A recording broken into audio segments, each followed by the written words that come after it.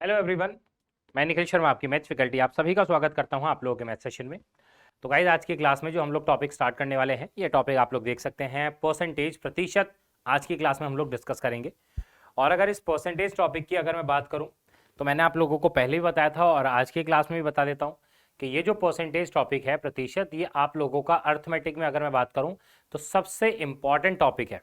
मतलब इस टॉपिक को मैं स्टार्ट करने से पहले इस टॉपिक के लिए थोड़ा सा इंपॉर्टेंट बताने वाला हूं, और इंपॉर्टेंट इस टॉपिक को मैं कहने वाला हूं क्योंकि अगर बच्चों इस टॉपिक को आप लोगों ने अच्छे से पढ़ समझ लिया तो परसेंटेज टॉपिक पर ही बेस्ड आपके और भी टॉपिक्स होते हैं। जैसे आप लोगों ने सुना होगा, इसके बाद एक अगला टॉपिक होता है, that is profit and loss.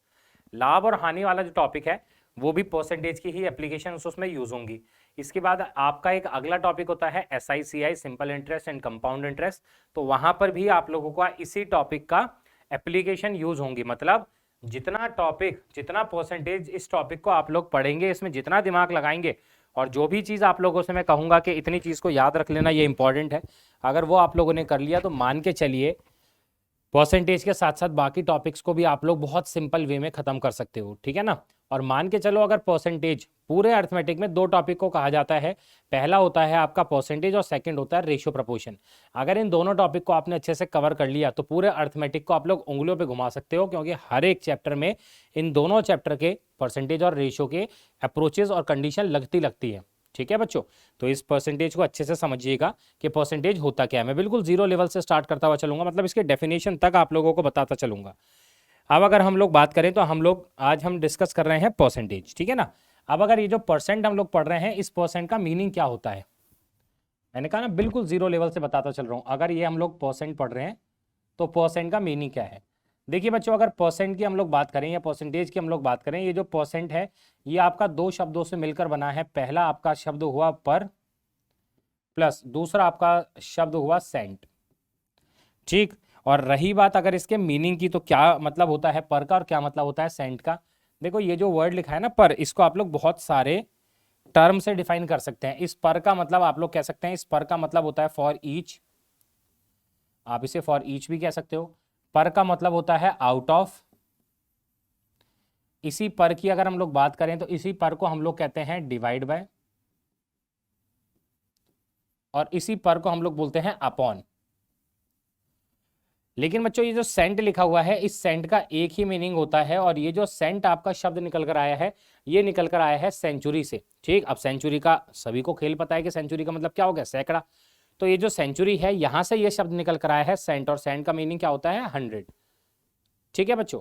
अब अगर हम लोग यहाँ पर परसेंट की बात करेंगे तो परसेंट का मीनिंग क्या बनेगा, अगर इसको आप लोग डिफाइन करें तो आप लोग देख सकते हैं, फॉर ईच 100, मतलब 100 में कितना भाग है, आउट ऑफ 100, अपॉन 100, या आप लोग कह सकते हैं डिवाइड बाय 100।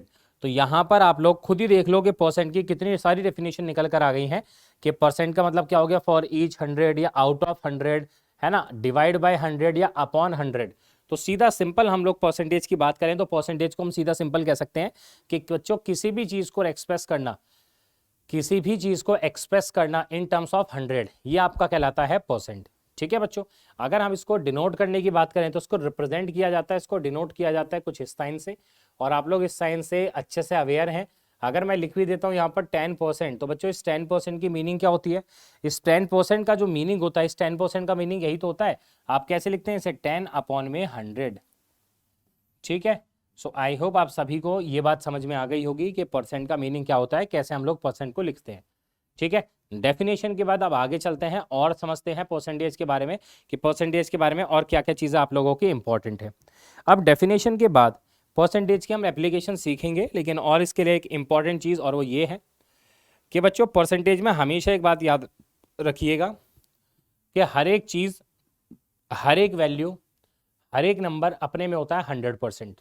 क्या कहा मैंने, हर एक चीज़, हर एक वैल्यू, हर एक नंबर अपने में क्या होता है, 100%। जैसे उदाहरण के तौर पर, मैंने पहले भी ये चीज़ आपको बताया था, उदाहरण के तौर पर अगर आपसे मैं कहता हूँ ये एक हमारे पास पेन है ना, अगर इस पेन की मैं बात करूंगा तो ये पेन अपने में क्या है, एक ये सिंगल पेन है, एक सिंगल यूनिट है, मतलब ये पूरा पेन अपने में क्या है, 100%।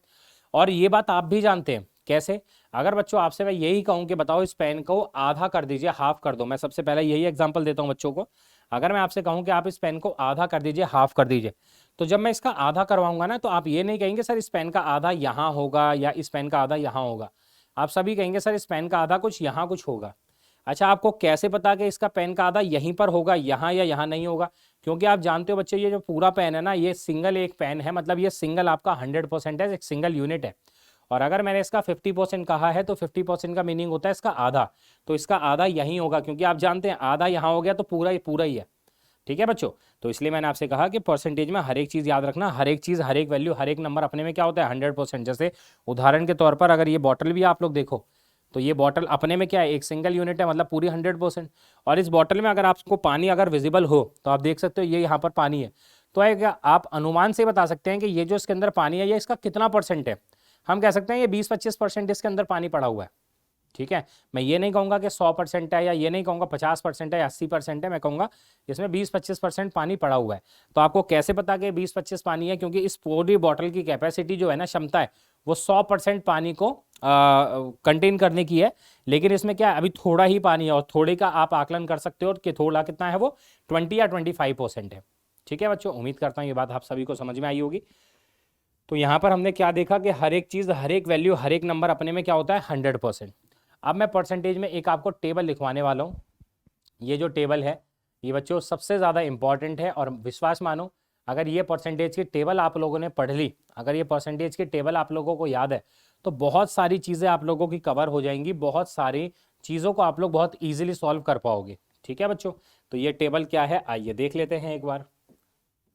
ये टेबल सभी को याद होनी चाहिए, है ना। एक बार मैं आपको पूरी लिख के दिखा देता हूँ।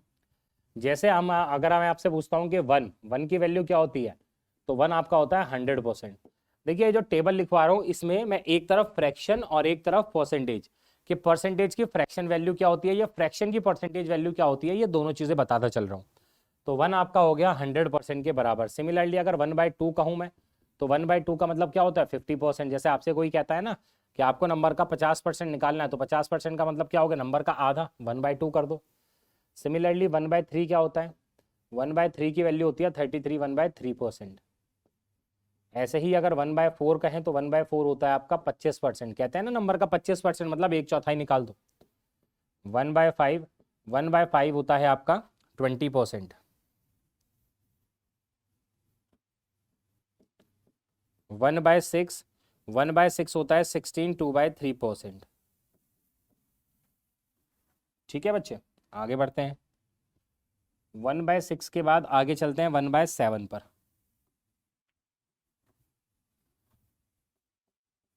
तो 1/7 क्या होता है 14, 2/7% कह लो या 14.28 कह लो। 1/8 होता है 12.5%। सिमिलरली 1/9 की अगर बात करूंगा तो 1/9 होता है 11, 1/9%। और 1/10 होता है 10%। देखो बच्चों, अगर आपको याद है तो एक बहुत अच्छी बात, अगर आपको टेबल याद है तो अच्छी बात है। अगर आपको याद नहीं है ना, तो छोटे छोटे माइलस्टोन बनाते हुए चलो। पहले 1 से लेके 1/10 तक याद कर लो, अगर यहाँ तक याद हो गए फिर इसके आगे चलो। 1/11 ये होता है 9, 1/11%।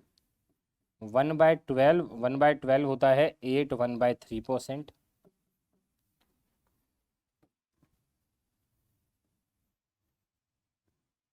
आगे लेके चलते हैं 1/13। तो 1/13 होता है 7, 9/13%। 1/14, 1/14 हो गया 7, 1/7%। 1/15, 1/15 होता है 6, 2/3%। 1/16 होता है 6, 1/4%। अभी ये भी बताऊंगा कि ये निकाल भी मैं कैसे रहा हूँ। 1/17 होता है 5, 15/17%। 1/18 होता है 5, 5/9%।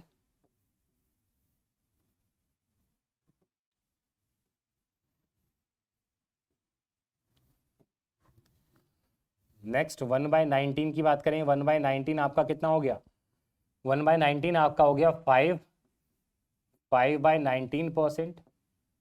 1/20, 1/20 की वैल्यू होती है 5%। ऐसे ही अगर 1/21 कहें तो ये हो जाएगी कितनी 4,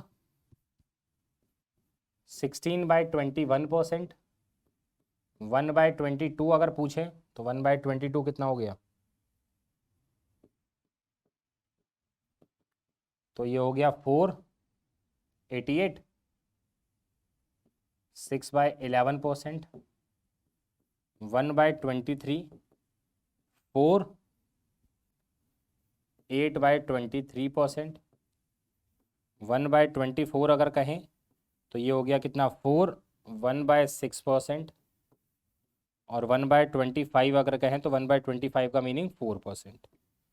ठीक है बच्चे, तो यहाँ पर आप लोग देख सकते हो, यहाँ पर एक मैंने टेबल बनाई है और उस टेबल में ना 1 से लेके 25 तक सारी वैल्यूज लिखी हुई हैं। ठीक है ना, टेबल पे आप लोग पूरा गौर फरमा सकते हो। 1 से लेकर 25 तक सारी वैल्यूज मैंने यहाँ पर लिखी हुई हैं। तो बच्चों ये बात याद रखना कि 1 से लेके 25 तक तो आपको ये सारी वैल्यू याद होनी चाहिए। ठीक है, अगर ये वैल्यू याद होंगी तो बढ़िया है, आप ही लोगों का फायदा है। और इसके आगे भी अगर कोई वैल्यू आएगी तो भी कोई दिक्कत नहीं है, ऐसा नहीं है फिर आप लोग नहीं कर सकते हो। अगर इतनी भी याद होंगी ना तो इसके आगे भी कुछ वैल्यू होगी तो आप लोग खुद माइंड में कैलकुलेशन करके उसको बना सकते हो। ठीक है बच्चों, अब देखो इतनी वैल्यूज लिखवाने के बाद मैं कुछ वैल्यूज और लिखवाऊंगा। अब ये जो कुछ वैल्यूज मैं लिखवाने वाला हूँ ये बहुत ज़्यादा इंपॉर्टेंट है, काफ़ी बार ये यूज़ हुई हैं एग्जाम में। दैट इज़ पहली, अगर 22 2/9 की हम बात करेंगे तो 22 2/9 का मीनिंग होता है 2/9। ऐसे ही अगर 57 1/7 लिखा हुआ है तो 57 1/7 का मीनिंग होता है 4/7। 44 4/9% का जो मीनिंग होता है ये होता है 4/9, राइट। 66 2/3 की अगर मैं बात करूंगा तो इसका मीनिंग होता है 2/3। और last but not the least एक इंपॉर्टेंट है, 37.5% का मीनिंग होता है 3/8। तो ये जो बच्चों मैंने वैल्यूज लिखी हैं ये परसेंटेज की कुछ वैल्यूज हैं जो इम्पॉर्टेंट है ना। ये वैल्यूज काफ़ी इंपॉर्टेंट है क्योंकि काफ़ी बार ये एग्जाम में भी और मॉक टेस्ट जब आप लोग लगाओगे ना तो ये वैल्यू पक्का नजर आएंगी भाई। ठीक है, तो ये चीज़ याद रखना है जितनी भी चीज़ें आपको अभी तक लिखवाई है मैंने।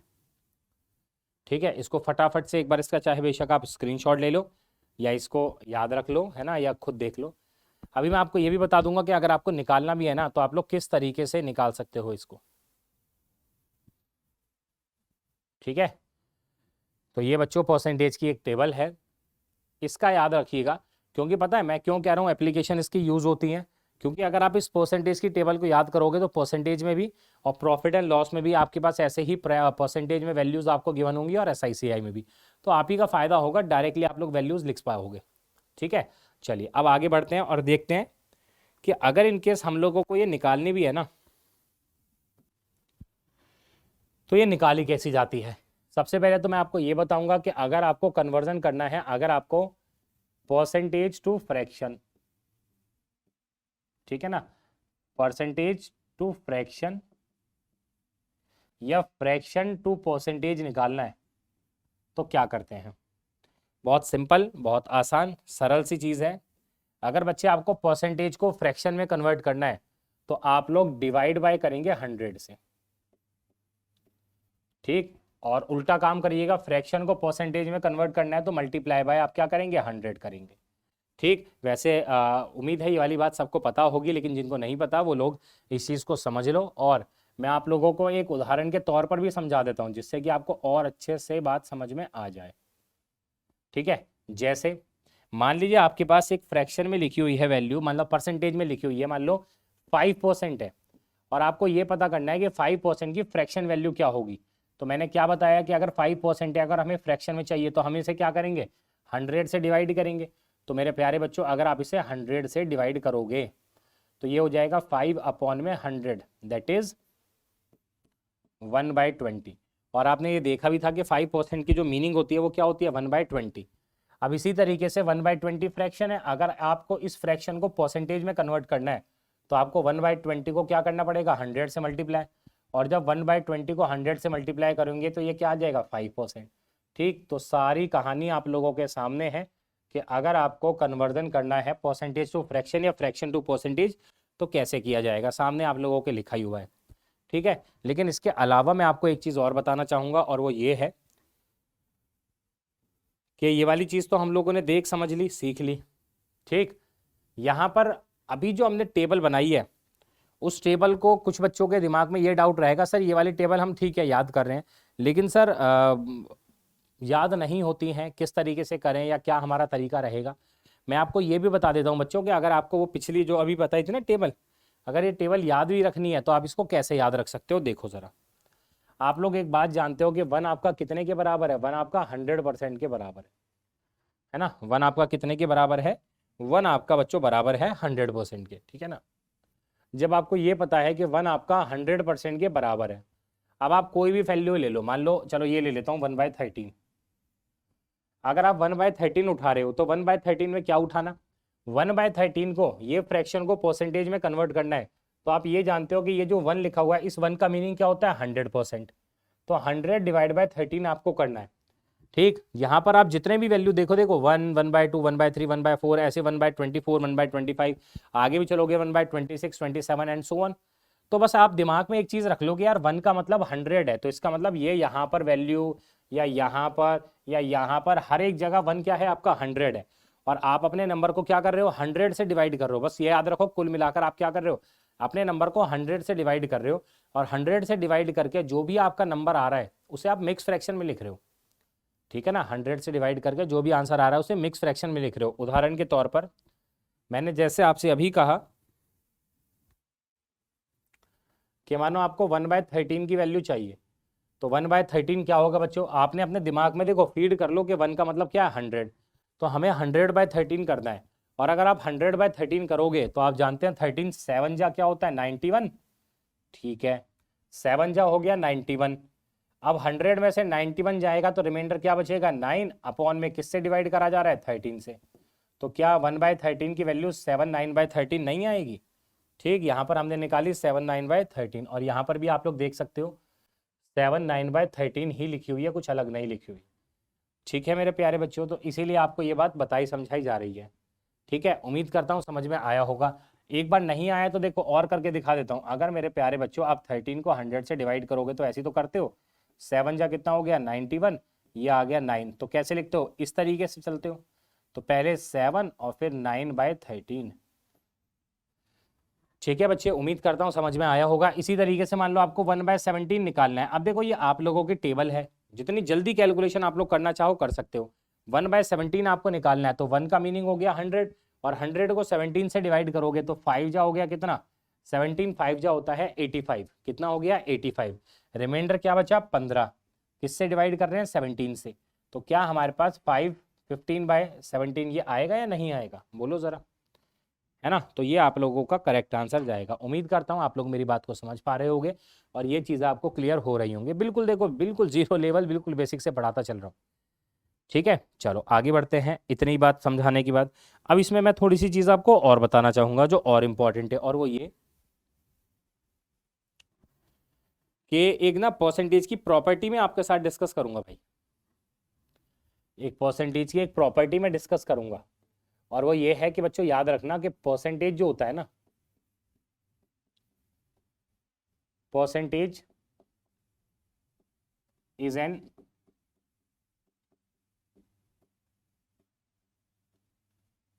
Interchangeable property.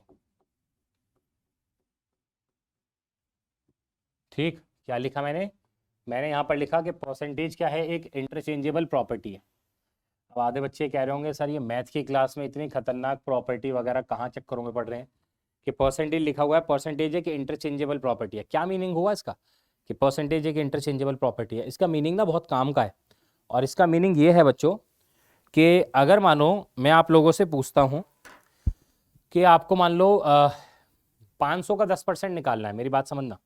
अगर मैं आपसे पूछता हूँ कि आपको 500 का 10% निकालना है तो क्या आंसर आएगा, आप तुरंत आंसर दे देंगे, अच्छा सर 500 का 10% निकालना है तो 50 आंसर होगा, ठीक है।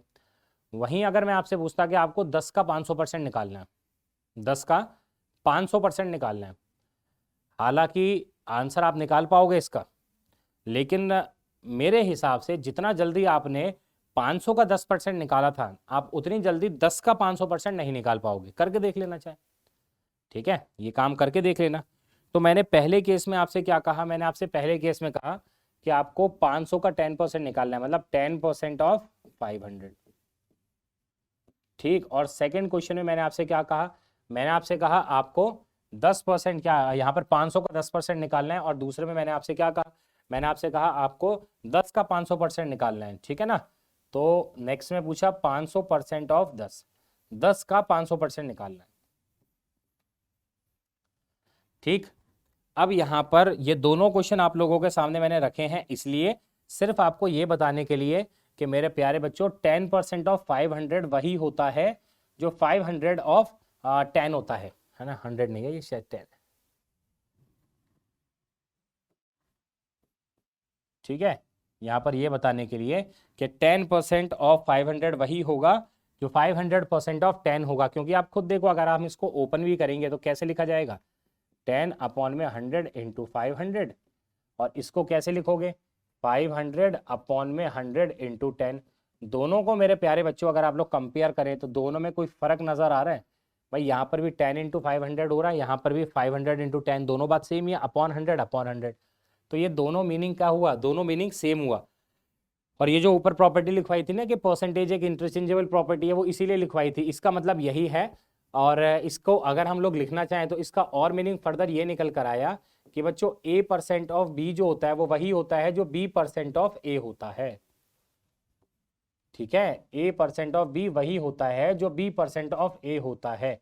इस बात को ध्यान में रखिएगा, इस बात को याद रखिएगा, A% ऑफ B वही होगा जो B% ऑफ A होगा।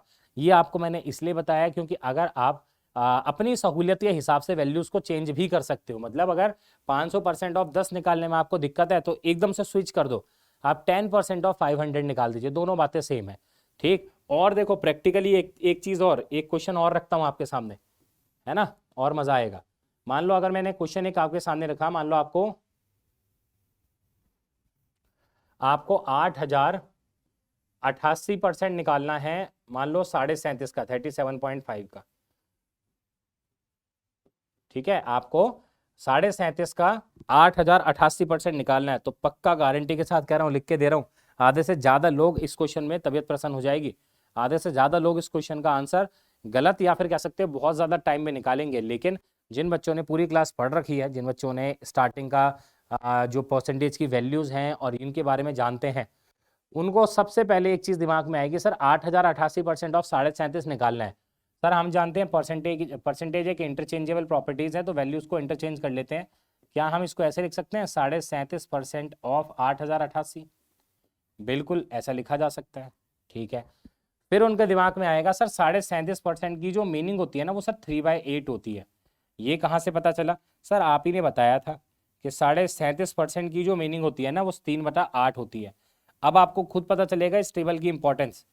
अगर आपको ये पता होगा कि 37 1/2 की मीनिंग 3/8 होती है तो तुरंत लिखोगे, नहीं पता होगा तो मल्टीप्लाई करो, जोड़ घटाओ गुणा करिए, क्या कर सकते हैं, फिर लेंथी प्रोसेस लगाओ, ठीक है भाई। इसीलिए समझाया था कि 37.5 का मीनिंग क्या हो गया 3/8, तो 3/8 ऑफ 8088, तुरंत आंसर आ चुका है। इसने इसको काटा 1011 पर, 1011 की 3 से मल्टीप्लाई होगी तो 3033, ये होगा इस क्वेश्चन का करेक्ट आंसर। आई होप आप सभी को ये बात समझ में आई होगी, जितना मैंने बेसिक कॉन्सेप्ट कराया समझाया है अभी तक वो सारी चीज़ें क्लियर हुई होंगी, ठीक है। तो इस चीज़ को भी नोट कर लो, क्योंकि देखो जो बेसिक थ्योरी पार्ट है वो मैंने यहाँ तक आपके साथ डिस्कस किया है, ठीक है। अब हम लोग क्या करने वाले हैं, अब हम इस पे क्वेश्चंस देखेंगे कि परसेंटेज की वर्ड प्रॉब्लम कैसी आती हैं। और वर्ड प्रॉब्लम में भी मुझे पता है कि बहुत सारी दिक्कतें आने वाली हैं, तो मैं वर्ड प्रॉब्लम कराते कराते जितने भी और बेसिक कॉन्सेप्ट बनेंगे उनको ख़त्म करूंगा, और क्वेश्चन के माध्यम से मैं आपको तरीके सिखाऊंगा, ये बताऊंगा कि रेशियो कैसे काम करेगा और क्या क्या हमारी डिफरेंट डिफरेंट अप्रोचेस हो सकते हैं क्वेश्चन को सॉल्व करने के लिए, ठीक है। तो चलिए बिना समय गवाए क्वेश्चन पर हम लोग चलते हैं और परसेंटेज के पूरे सारे क्वेश्चन करके देखेंगे, मज़ा आएगा। अब आप देखो कितने मज़े के साथ, एकदम मज़े में हम लोग क्वेश्चंस को सॉल्व करते चलते हैं। फटाफट से सारे क्वेश्चन डिस्कस करूंगा। पहला क्वेश्चन एक बार पढ़ लो आप लोग कि x% of y is equal to z, then what percent of z is x। चलिए आया पहला सवाल, अच्छा क्वेश्चन है।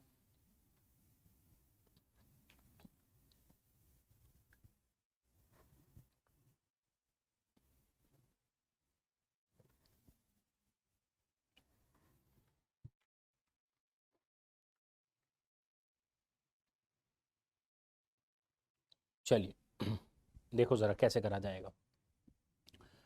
x% of y। सबसे पहले एक काम करो, जो गिवन है ना उसे लिखता हूं मैं, x% of y, x% of y ऐसे तो लिखा जाएगा, इज इक्वल टू z। ये कंडीशन हम लोगों को गिवन है पहली। अच्छा, निकालना क्या है, यहां हमें निकालना है then what percent of z is x। अब पक्का कह रहा हूं, मैक्सिमम बच्चों को ये दिक्कत होगी कि जब लिखेंगे ना वो what percent of z is x, तो ये नहीं लिख पाएंगे कि यहाँ x बाई z आएगा या z बाई x आएगा। ठीक है, इतनी बात मैं समझ सकता हूँ। तुम लोग इतना परेशान हो जाओगे कि इसमें कौन सी वैल्यू आएगी न्यूमरेटर में और कौन सी वैल्यू आएगी डिनोमिनेटर में। चलो इसका भी किस्सा खत्म कर देता हूँ आज। इसके लिए भी एक तुमको जादू दे देता हूँ, और जादू ये है कि भाई जादू में एक शॉर्टकट ये बता रहा हूँ कि यहाँ पर आपको ना कुछ कीवर्ड्स लिखवा रहा हूँ मैं परसेंटेज में, कुछ कीवर्ड्स। और कीवर्ड्स हैं कि बच्चों याद रखिएगा, 3 कीवर्ड्स हैं, ऑफ, देन और बाय। लिख देता हूं पूरा, ऑफ, देन और बाय के बाद में, ऑफ, देन और बाय के बाद में, इमीडिएट बाद में मतलब तुरंत बाद में जो लिखा हो, ऑफ, देन और बाय के बाद में जो लिखा हो वो डिनोमिनेटर में। वो कहाँ डाल देना, डिनोमिनेटर में। खेल खत्म, कभी दिक्कत आनी नहीं है भविष्य में, अब नहीं आएगी कभी भी दिक्कत। ठीक है, क्या कहा मैंने कि ऑफ, देन और बाय के बाद में ये कुछ कीवर्ड्स है ना, कीवर्ड्स क्या क्या है, ऑफ, देन और बाय के बाद में जो लिखा हो वो कहाँ आएगा, डिनोमिनेटर में। अब सीधी सी बात है कि ऑफ, देन और बाय के बाद में जो भी है वो आएगा डिनोमिनेटर में, तो बाकी जो बची हुई वैल्यू होगी वो कहाँ जाएगी, वो आ जाएगी न्यूमरेटर में। बात खत्म, है ना। अब अगर इस क्वेश्चन की तरफ मैं चलूँ तो क्या मैं ये कह सकता हूँ इस क्वेश्चन को पढ़कर कि व्हाट परसेंट ऑफ, मिल गया ऑफ, हाँ जी, ऑफ के बाद कौन लिखा हुआ है, z लिखा हुआ है। अगर ऑफ के बाद z लिखा हुआ है तो उसका मतलब z कहाँ पर आएगा, नीचे, और x कहाँ जाएगा, ऊपर, इंटू 100। ये आप लोगों को निकालना है।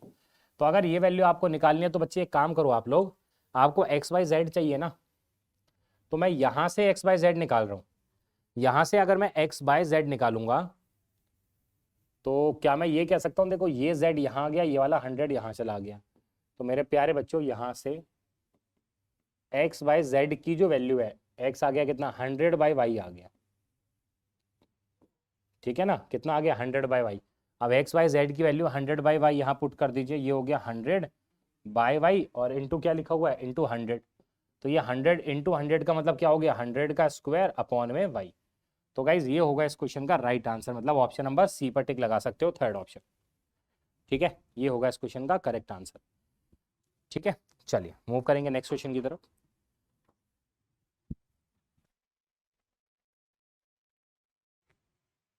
चलिए तो पहुंचते हैं नेक्स्ट क्वेश्चन पर।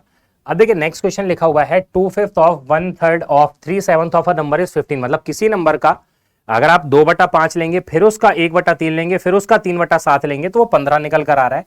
तो आपको उस नंबर का क्या लेना है, 40%। तो अब जैसा क्वेश्चन आपसे कह रहा है बिल्कुल सेम वैसे ही करिएगा। यहां पर क्या करो, पहले लिखा हुआ है 2/5, तो पहले हमने लिख दिया 2/5, तो 2/5 ऑफ, आगे लिखा है 1/3, तो 1/3 of 3/7 of a number. Of a number का मतलब वो नंबर ही मैंने n मान लिया, जो हमें कितना मिल रहा है, 15 मिल रहा है। ठीक है, तो आपको क्या लेना है, इस नंबर का 40% निकालना है। तो मेरे प्यारे बच्चों क्या करो, सीधा सिंपल, यहां से मैं कह सकता हूं 3 को 3 से उड़ा दो। तो अगर मैं सबसे पहले उस नंबर को निकालूं n को, तो क्या हो गया, इनकी क्रॉस मल्टीप्लाई होगी 15 के साथ, तो 15 इंटू 7 इंटू 5 और अपॉन में आ जाएगा 2।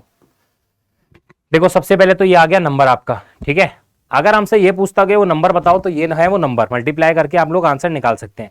लेकिन यार हमसे पूछा गया इस नंबर का 40% निकालो, तो तुरंत ही आप लोग यहीं पर 40% निकाल दो ना। तो 40% का मतलब होता है 40/100।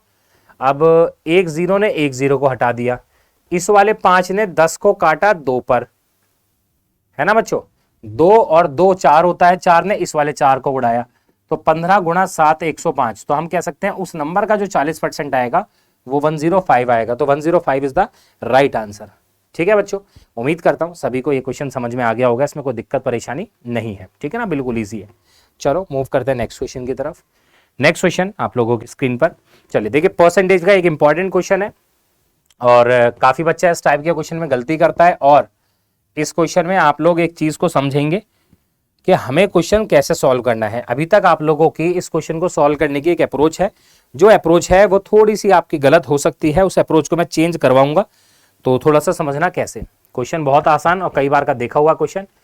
लिखा है if Harish height is 25% more than Yogesh height, how much percent Yogesh height is less then Harish. आपसे कहा गया हरीश की जो हाइट है वो 25% ज्यादा है योगेश की हाइट से, तो आपको बताना है योगेश की जो हाइट है वो कितना परसेंट कम है हरीश की हाइट से। इस क्वेश्चन को सॉल्व करने के हैं बहुत सारे तरीके। काफी बच्चा मैक्सिमम स्टूडेंट क्या करता है, इस क्वेश्चन को 100 वाली अप्रोच से सॉल्व करता है। वो क्या करेगा कि सर इस क्वेश्चन में ना दो लोग हैं, हरीश है और योगेश है ना, और हमसे कहा गया कि हरीश की जो हाइट है वो 25% ज्यादा है योगेश की हाइट से। मतलब हरीश की हाइट किस पर निर्भर हो रही है, योगेश की हाइट पर। मतलब जो भी योगेश की हाइट होगी उससे 25% ज्यादा क्या होगी, हरीश की हाइट होगी। तो सर हमने मान लिया योगेश की हाइट 100 है, 100 मानते हैं काफी बच्चे, जो कि गलत नहीं है, सही है, लेकिन मैं आपको खुद ही समझाऊंगा क्या करना। अगर आप योगेश की हाइट को 100 मान लोगे तो हरीश की हाइट उससे 25% ज्यादा है, तो आप 125 कह सकते हो, कोई इसमें दिक्कत नहीं है ना। उम्मीद करता हूँ समझ में बात आ गई होगी सबको ये। और मेरे प्यारे बच्चों, अगर हम 125 और 100 को 25 से डिवाइड करेंगे तो हमारे पास जो रेशियो है वो आ जाएगा 5 और 4 का। ठीक है, रेशियो क्या आ जाएगा, 5 और 4 का। ठीक है, ये इस क्वेश्चन को करने का रहेगा एक तरीका। अब इसके बाद जब 5 और 4 का रेशियो आ गया तो अब आप लोग देख सकते हो कौन बड़ा या कौन छोटा। ठीक, लेकिन अगर इस क्वेश्चन को आपको सॉल्व करना है तो मेरा सॉल्व कराने का जो तरीका होगा वो इसको होगा अलग। हम लोग इस टाइप के क्वेश्चन को रेशियो से सॉल्व करेंगे। अब यहां पर देखो रेशियो कैसे काम करेगा। जब भी इस टाइप का क्वेश्चन हो कि भाई किसी की हाइट या किसी के मार्क्स या किसी को कोई भी वैल्यू दूसरे वाले से कितना परसेंट कम या ज्यादा है, तो आप लोग इस टाइप के क्वेश्चन में क्या करेंगे, आप इसे परसेंटेज को ना फ्रैक्शन में तोड़ोगे। ध्यान से समझना, एक जरा कॉन्सेप्ट सिखा रहा हूं मेरे प्यारे बच्चों। 25% ज्यादा है, 25% की जो मीनिंग होती है, अब देखो प्लस का है मतलब ज्यादा कहा ना, इसलिए पॉजिटिव लगाया। अगर लेस कहता तो यहाँ माइनस लगाता। 25% की जो मीनिंग होती है वो होती है 1/4। अब इस 1/4 के अंदर ये जो डिनोमिनेटर में वैल्यू होती है ये होती है आपकी ओरिजिनल वैल्यू। ये ओवी का मतलब आपका हो गया ओरिजिनल वैल्यू, है ना, मतलब जिसके रिस्पेक्ट में हम लोग चल रहे हैं, इसको हम लोग मानते हैं ओरिजिनल वैल्यू। अब ये हो गई ओरिजिनल वैल्यू। अब न्यूमरेटर में जो लिखा होता है ये जैसे +1 लिखा हुआ है, तो +1 का मतलब है जितना ये ओरिजिनल वैल्यू आप देख रहे हैं दूसरे वाला पर्सन इससे इतना यूनिट या तो ज्यादा होगा या तो कम होगा, है ना। मतलब ये जो ऊपर लिखा होता है ये एक तरीके से होता है आपका इंक्रीमेंट और होता है डिक्रीमेंट। अगर वैल्यू पॉजिटिव है तो इंक्रीमेंट और वैल्यू अगर नेगेटिव है तो क्या होगा, डिक्रीमेंट, है ना। मतलब इतने यूनिट से या तो बढ़ेगा या तो घटेगा। ठीक, अब अगर एक की वैल्यू को आपने 4 मान ली तो दूसरी वाली क्या होगी, इससे 1 यूनिट फालतू होगी। ठीक है बच्चों, तो अब अगर इस क्वेश्चन को हम लोग सॉल्व करें तो रेशियो से कैसे सॉल्व करेंगे। अब देखो यहां पर कहा गया हरीश की हाइट 25% ज्यादा है योगेश की हाइट से। 25% का मीनिंग होता है 1/4। 1/4 मैंने आपको बताया, 1/4 में नीचे वाली जो वैल्यू होती है डिनोमिनेटर, वो किसको रिप्रेजेंट करती है, वो रिप्रेजेंट करती है कि जिसके रिस्पेक्ट में हम लोग चल रहे हैं, जिसके रिस्पेक्ट में हम लोग चल रहे हैं। तो योगेश के रिस्पेक्ट में चल रहे हैं तो योगेश की यूनिट कितनी हो गई, 4, और हरीश की यूनिट इससे 1 ज्यादा होगी, मतलब कितनी हो जाएगी, 5। तो हम डायरेक्टली इस तरीके से 5 और 4 का रेशियो निकालेंगे और ये ज्यादा कारगर है ना। अभी आप लोग खुद देखिएगा मैं इसको क्यों कारगर कह रहा हूं, क्यों इसको इंपॉर्टेंट कह रहा हूं, क्योंकि आप देखना अब आपने 5 और 4 वैल्यू निकाल दी। अब आपका क्वेश्चन है कि ये इससे कितना ज्यादा है या कम है।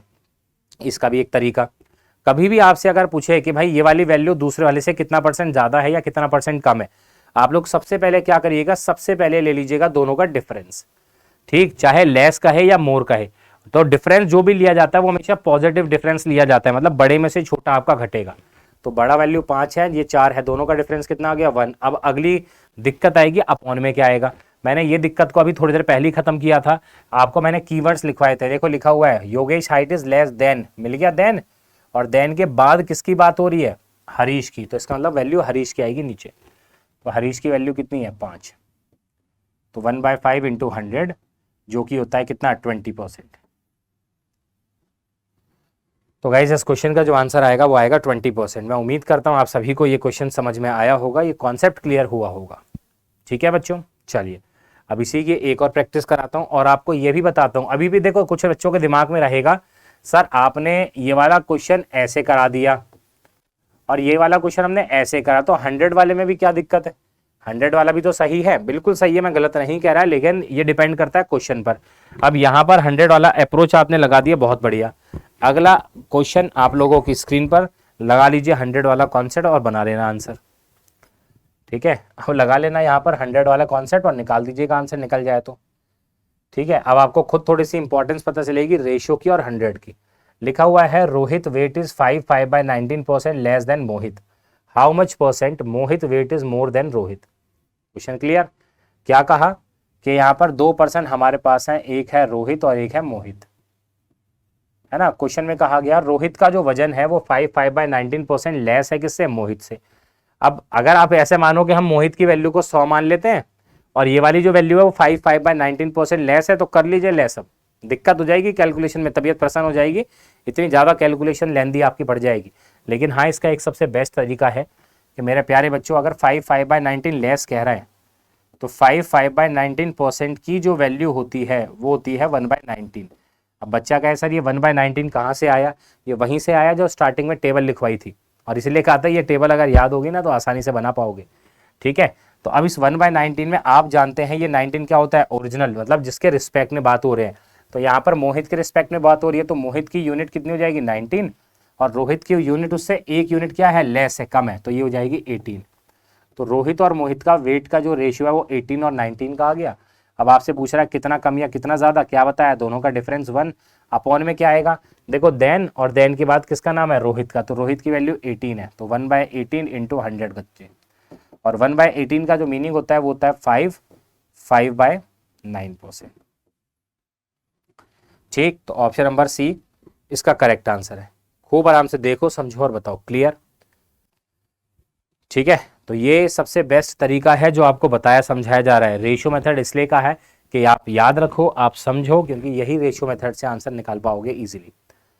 ठीक है बच्चों, चलो आगे बढ़ते हैं। बहुत सारे क्वेश्चन कराने हैं और देखिएगा एंड तक ना, बहुत सारी चीजें आप लोग सीख समझ जाओगे, तो इसलिए तरीके सीखते चलना। अब अगला क्वेश्चन है, इस क्वेश्चन को ट्राई करेंगे, पहले समझो क्या कह रहा है। If 16/3% of a number is added with itself then the result become 560। बहुत कॉमन क्वेश्चन है, बहुत इंपॉर्टेंट भी है।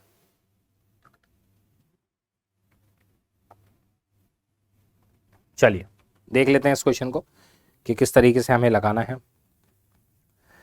देखो जैसे क्वेश्चन में कहा बच्चों, इफ 16/3% ऑफ अ नंबर, मतलब किसी नंबर का 16 से 2/3% हम लें और वो उसी में जोड़ दें, ऐसा करके रिजल्ट 560 आ रहा है। चलिए, तो पहले तो हम इसी वाली स्टेटमेंट का यूज करते हैं।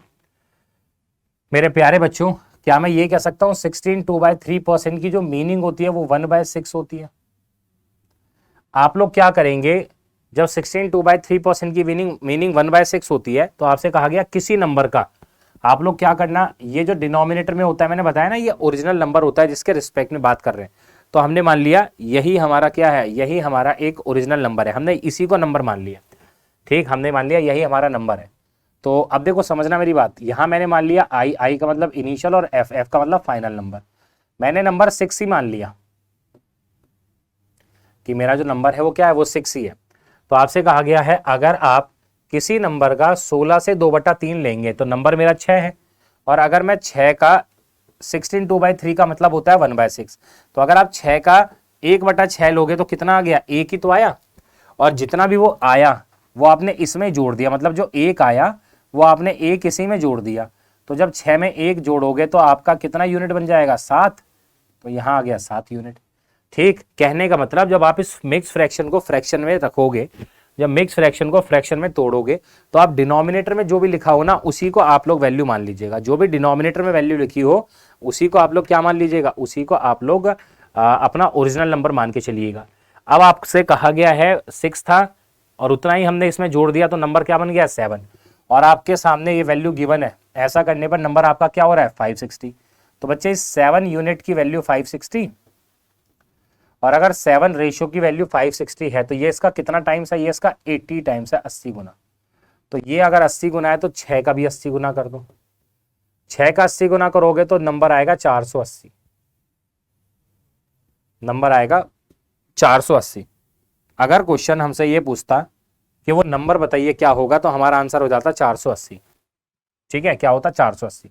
लेकिन कहा गया है if 12.5% is subtracted from itself, अगर हमने इसी नंबर में से 12.5% हटा दिया, मेरे प्यारे बच्चों 12.5% की जो मीनिंग होती है वो 1/8 होती है, टेबल में लिखवा रखी है। और अगर मैं 480 का 1/8 लूंगा तो 60 आएगा, तो इसमें से 60 घटा दीजिए, है ना, कहा ना उसमें कि 1/8 हमने हटा दिया, तो 60 हटा दोगे तो आपके पास नंबर क्या बनेगा 420। तो गाइस 420 इसका राइट आंसर जाएगा।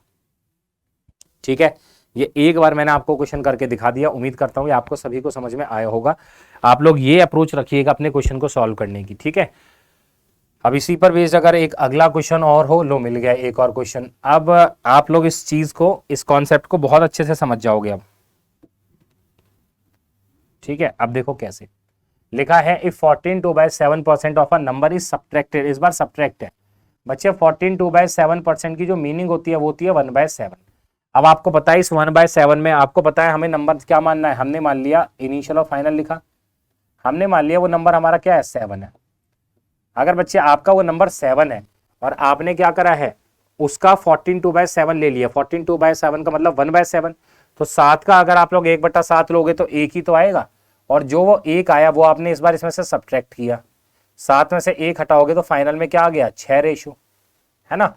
और आपसे कहा गया है ऐसा करके रिजल्ट कितना बन रहा है 480, तो मतलब इस 6 रेशो की वैल्यू 480, और अगर 6 की वैल्यू 480 है, ये इसका कितना गुना हो गया 80 गुना। तो बच्चे ये अगर इसका 80 गुना है तो 7 का 80 गुना अगर मैं करूंगा तो 560 आएगा, 560 आ गया। ठीक है जी, 560 आया। फिर क्या कह रहा है, सेम वही, अगर 12.5% इस बार आप ऐड कर रहे हैं तो नया नंबर क्या आएगा। तो मेरे प्यारे बच्चों अगर आप 12.5% ले रहे हैं तो यहीं पर दिखा देता हूं, 12.5% इस बार ऐड करना है, तो 12.5% की मीनिंग वही सेम 1/8। तो अगर हम लोग 560 का 1/8 लेंगे तो आएगा 70, और इस बार हमें 70 ऐड करना है, पिछली बार सब्ट्रैक्ट था इस बार ऐड है, तो 560 में 70 जोड़ोगे तो जवाब 630 आ रहा होगा। चेक करके देख लीजिएगा, ऑप्शन नंबर सी 630 इसका राइट आंसर है। ठीक है बच्चों, तो ये होगा इस क्वेश्चन को सॉल्व करने का करेक्ट आंसर और सही तरीका। ठीक है, अगर आप इस तरीके से सॉल्व करते हैं तो बिल्कुल सही है, आप लोगों ने सही तरीका लगाया है ना। इसके अलावा अगर आपको कोई और तरीका लगाते हो तो मे भी हो सकता है कि number of steps, calculation time ज़्यादा लगे। ये बिल्कुल आसान, सरल, सटीक है, आंसर आपको डेफिनेटली हर का देगा। ठीक है, चलो नेक्स्ट। देखो ऐसा होता है मैथ्स में, मैंने पहले ही बताया, कभी भी एक क्वेश्चन को सॉल्व करने का एक तरीका नहीं होता, डिफरेंट होते हैं तरीके। जो भी आपको सॉल्व करने का सबसे बेस्ट तरीका लगे ना, आप उसका यूज करके आंसर निकालो। अब यहां पर भी ये क्वेश्चन है और इस क्वेश्चन में कहा गया अ number is multiplied by 6/5 instead of 5/6, find the percentage error in the calculation. मतलब आपको एक नंबर को मल्टीप्लाई तो करना था 5/6 से, लेकिन हमारी गलती की वजह से वो हमने कर दिया 6/5 से। तो सीधी सी बात है, गलती तो करी है, और ये गलती करने पर कितने परसेंट का एरर आएगा ये निकालना है। अब चाहे तो आप कोई नंबर मान लीजिए, या फिर एक सबसे बेस्ट तरीका, एक शॉर्टकट आपको दे रहा हूं, क्या करिएगा, आपको देखो नंबर को मल्टीप्लाई करना किससे था बच्चों, सही तरीका क्या था, हमें नंबर को मल्टीप्लाई करना था 5/6 से, ये सही था, हाँ जी। लेकिन हमने गलती से कर किससे दिया 6/5 से, ये गलत है जो हमने करा, है ना। ये सही था 5/6 से करना था, ये गलत है 6/5 से करा। इतना लिख लोगे। अब इसके बाद क्या कर दो बच्चों, क्रॉस मल्टीप्लाई। 5 × 5 क्या होता है 25, और 6 × 6 क्या होता है बच्चे 36, बस खत्म। 5 × 5 हो गया 25, मतलब आंसर आना तो चाहिए था 25, लेकिन हमारी गलती की वजह से वो कितना आ रहा है, वो आ रहा है 36। तो एरर तो है, तो कितने परसेंट का एरर है, तो 25 की बजाय अगर आंसर 36 आ रहा है तो आप देख लो कितना एरर है, कितना डिफरेंस है 25 और 36 का, 11 अपॉन में आंसर आना क्या चाहिए था ओरिजिनल नंबर 25 × 100, खत्म क्वेश्चन। 25 ने 100 को उड़ाया 4 पर, 4 × 11 होता है 44%। तो गाइज 44%, 44% इसका राइट आंसर होगा। ठीक है, फटाफट से बताइए क्लियर है सभी को या नहीं, कमेंट फास्ट। अगर इस क्वेश्चन के आंसर की बात करें तो ये होगा इसका करेक्ट आंसर। ठीक है, चलिए बिना समय गवाए नेक्स्ट क्वेश्चन की तरफ फटाफट से। चलिए अब आ गया एक मार्क्स वाला क्वेश्चन। परसेंटेज में मार्क्स वाला क्वेश्चन इंपॉर्टेंट होता है, और मार्क्स वाले क्वेश्चनों को करने का क्या तरीका होता है ये आपको मैं बता देता हूँ। याद रखना, जब भी मार्क्स वाला क्वेश्चन आएगा ना तो उसमें 3 चीजें पूछ सकता है, या तो वो पूछेगा मैक्सिमम मार्क्स, या पूछेगा मिनिमम पासिंग मार्क्स, या पूछेगा मिनिमम पासिंग परसेंट। मैंने एक ही क्वेश्चन में ले आया और एक ही क्वेश्चन में सारे पार्ट को खत्म कर दूंगा, एक ही क्वेश्चन में सारे तीनों पार्ट डिस्कस कर दूंगा। ठीक है ना, अब ध्यान से सुनना कैसे। सबसे पहले कहा गया a student who scored 30% marks failed by 5 marks. एक स्टूडेंट है जिसने 30% मार्क्स स्कोर करे हैं, लेकिन 30% स्कोर करने के बावजूद भी वो क्या हो गया, वो 5 नंबर से फेल हो गया। ठीक है, वो क्या हो गया, वो 5 नंबर से फेल हो गया। और आगे कहा गया है जबकि दूसरा एक स्टूडेंट है उसने 40% स्कोर किया, और 40% गाइस स्कोर करने के बाद उसका क्या है, मार्क्स जो है वो पासिंग से 10 मार्क्स ज्यादा है, जितने पासिंग के लिए चाहिए थे उससे 10 अधिक है, 10 ज्यादा है। चलो ये कंडीशन है। अब देखो इस टाइप के क्वेश्चन को निपटाते कैसे करते हैं। सबसे पहले ये देखो कि उसने कितना स्कोर करा, 30%। 30% उसने स्कोर करा, लेकिन 30% करने के बावजूद वो क्या हो गया, 5 से फेल। आप लोग बस एक सीधा सिंपल याद रखिएगा फंडा कि आप लोगों को कुल मिलाकर बच्चों को पास करना है, किसी भी बच्चे को फेल मत करना है ना। बच्चों के हित में बात करेंगे, किसी भी बच्चे को हमें फेल नहीं करना, सबको हमें क्या करना है, पास करना है। मतलब जितने भी नंबर की कमी पड़ेगी ना, हम उस कमी को पूरा करेंगे। तो पहले स्टूडेंट के बारे में अगर मैं कहूं तो 30% तो ये ले आया, लेकिन अभी भी ये क्या है, 5 नंबर से फेल हो गया। तो बच्चे 5 नंबर से फेल होने का मतलब मैं कह सकता हूं कि नंबर में पास होने में 5 नंबर की कमी पड़ गई, मतलब नंबरों में क्या हो गया, 5 नंबर की कमी पड़ गई। अगर हम इस कमी को पूरा कर दें, मतलब अगर बच्चों में इसे 5 नंबर दे दूं तो ये क्या पास हो जाएगा, 30% तो इसके हैं, अगर मैंने इसे 5 नंबर दे दिए तो अब ये पास हो गया। हाँ जी, चलिए अब ये जस्ट पासिंग स्टेज पर है, मतलब अभी ये बिल्कुल पास हुआ है किनारे पे। दूसरा स्टूडेंट है जिसके कितने परसेंट है, 40%। 40% है, 40% इसके मार्क्स हैं, लेकिन 40% लाने के बावजूद इसके नंबर जो है वो क्या है, 10 ज्यादा है पासिंग से। मतलब पासिंग के लिए जितने चाहिए थे उससे 10 फालतू है। मतलब मान लो पासिंग के लिए हमें 10 चाहिए थे, इसके 40 नंबर, पासिंग के लिए हमें 30 नंबर चाहिए थे, इसके 10 फालतू, मतलब इसके उल्टे 40 आ गए। तो इसके पास 10 नंबर एक्स्ट्रा है ना। तो अगर इसके पास 10 नंबर एक्स्ट्रा है तो मैंने इसमें से 10 नंबर निकाल लिए। अगर मैं इसमें से 10 नंबर निकाल लूं तो इसका मतलब यही तो बना कि अब ये दोनों सेम पासिंग स्टेज पर है, मतलब ये भी पासिंग स्टेज पर है जस्ट, और ये भी जस्ट पासिंग स्टेज पर है, मतलब दोनों ये इक्वल स्टेजेस पर है। ठीक है, ये दोनों क्या है, जस्ट पासिंग स्टेज पर है। तो यहां से बस यही इक्वेशन आपको बनानी है। इसमें अगर मैं सॉल्व करता हूं तो 40 माइनस 30 करोगे तो 10%, और ये -10 इधर आएगा तो प्लस का हो जाएगा 15। तो बच्चे 10% की वैल्यू आ गई है 15, और अगर 10% की वैल्यू 15 है तो पहला क्वेश्चन है मैक्सिमम मार्क्स। तो गाइज मैक्सिमम मार्क्स का मतलब होता है 100%। तो 100% की वैल्यू क्या होगी, अगर 10 बराबर 15 है तो 100 बराबर, देखो 10 से 100 पर आने के लिए इसका 10 गुना करा गया, तो इसका भी 10 गुना कर दो, और 15 का 10 गुना करोगे तो आएगा 150। तो ये लीजिए पहले पार्ट का आंसर आपको मिल गया है 150। ठीक है बच्चे, अब आता हूं सेकंड पार्ट पर। मिनिमम पासिंग मार्क्स, ध्यान से सुनिएगा, मिनिमम पासिंग मार्क्स, मार्क्स मांग रहा है, नंबर मांग रहा है, अंक मांग रहा है। अब हम जानते हैं मिनिमम पासिंग मार्क्स, ये वाली जो स्टेज है या ये वाली जो स्टेज है, दोनों बराबर हैं और दोनों मिनिमम पासिंग है। चाहे आप इसको पकड़ लो या आप इसको पकड़ लो, दोनों चीजें सेम है। और हमसे वो मिनिमम पासिंग मार्क्स पूछ रहा है, तो अगर मार्क्स पूछ रहा है तो मार्क्स में निकालो। मार्क्स कैसे निकालोगे, नंबर निकालने हैं। तो ये देखिए, ये 5 नंबर तो इसके नंबर ऑलरेडी है, लेकिन ये 30% जो है ये परसेंटेज में है। ये जो 30 है ये 30 परसेंटेज में है, तो हमें इस 30% को नंबरों में कन्वर्ट करना पड़ेगा। जबकि हम जो जानते हैं कि अगर 10% की मीनिंग 15 है, तो अगर 10% की मीनिंग 15 है तो 30% की मीनिंग क्या होगी। अब देखो 10 से 30 पर आने के लिए इसका 3 गुना हुआ, तो ऐसे ही इस बार अब 15 का 3 गुना हो जाएगा, और 15 का 3 गुना करोगे तो 45 नंबर आएगा। तो गाइस 45 30% का मतलब 45 नंबर है, तो 45 और प्लस 5 मतलब 50 नंबर। तो सेकेंड पार्ट की अगर हम बात करेंगे तो 45 प्लस 5 दैट इज 50। अगर कोई पूछे मिनिमम पासिंग मार्क्स कितने हैं तो 50 नंबर। और तीसरा पार्ट है मिनिमम पासिंग परसेंट। तो भाई पासिंग परसेंट अगर आपको निकालनी है तो पासिंग परसेंट मेरे ख्याल से सभी निकालना जानते हैं। परसेंटेज कैसे निकालते हैं भाई, marks obtain upon total marks into 100। तो marks obtain, minimum passing marks कितने हैं 50 है ना, marks obtain upon total marks कितने हैं 150 इंटू 100। तो खत्म क्वेश्चन। ये वैल्यू इससे चली गई 1/3 पर, और 1/3 का मतलब होता है 33 1/3% कह लो या 33.33% कह लो, दोनों बातें सेम है। ठीक है बच्चे, तो ये आपका आंसर निकल कर आया थर्ड पार्ट का। ठीक है, क्वेश्चन एक है, करने के तरीके अनेक हैं, डिफरेंट डिफरेंट तरीके से आप लोग निकाल सकते हो, जो भी तरीका है ना आप लोगों को समझ में आए ऐसे कर लो, ये बेस्ट है सबसे, है ना। और पेपर में मैंने पहले का कभी भी ये 3 क्वेश्चन एक साथ नहीं आएंगे, इन तीनों में से आएगा मात्र एक क्वेश्चन, या तो आएगा maximum marks, minimum passing marks या मिनिमम पासिंग परसेंट। ठीक है बच्चे, उम्मीद करता हूँ क्लियर हुआ होगा। चलो नेक्स्ट क्वेश्चन एक और इस पर देखेंगे, है ना। नेक्स्ट क्वेश्चन को पढ़ो और इसका आंसर निकालो, क्या आएगा फटाफट।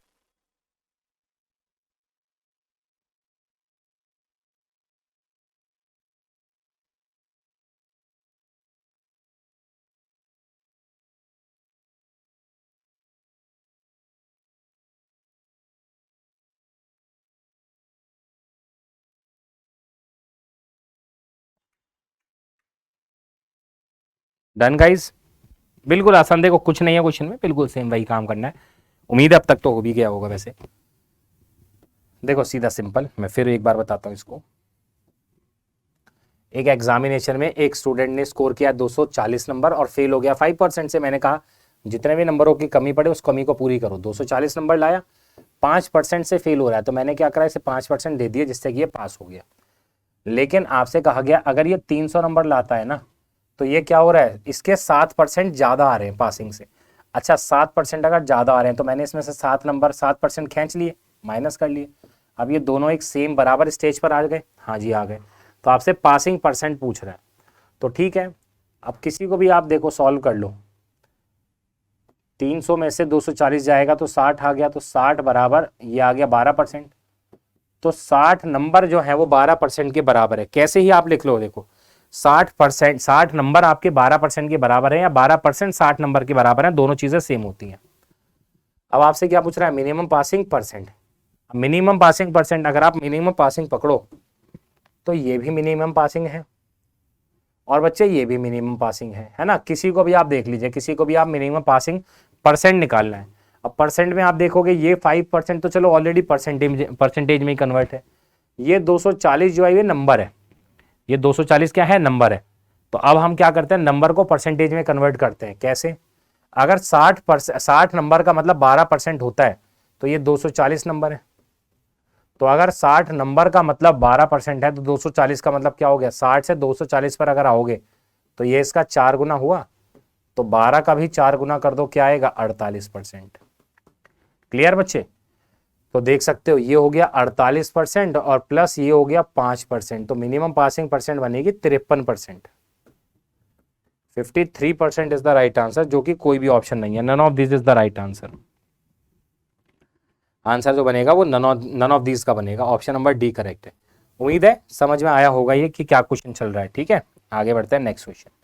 नेक्स्ट क्वेश्चन बनाइए एक बार फटाफट से।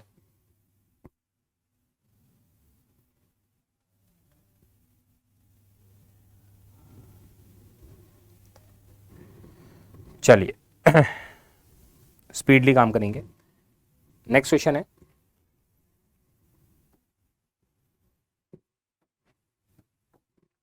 in an examination in which full marks were 2500, full marks 2500 है, A got 10% less than B, B got 25% less than C and C got 20% less than D.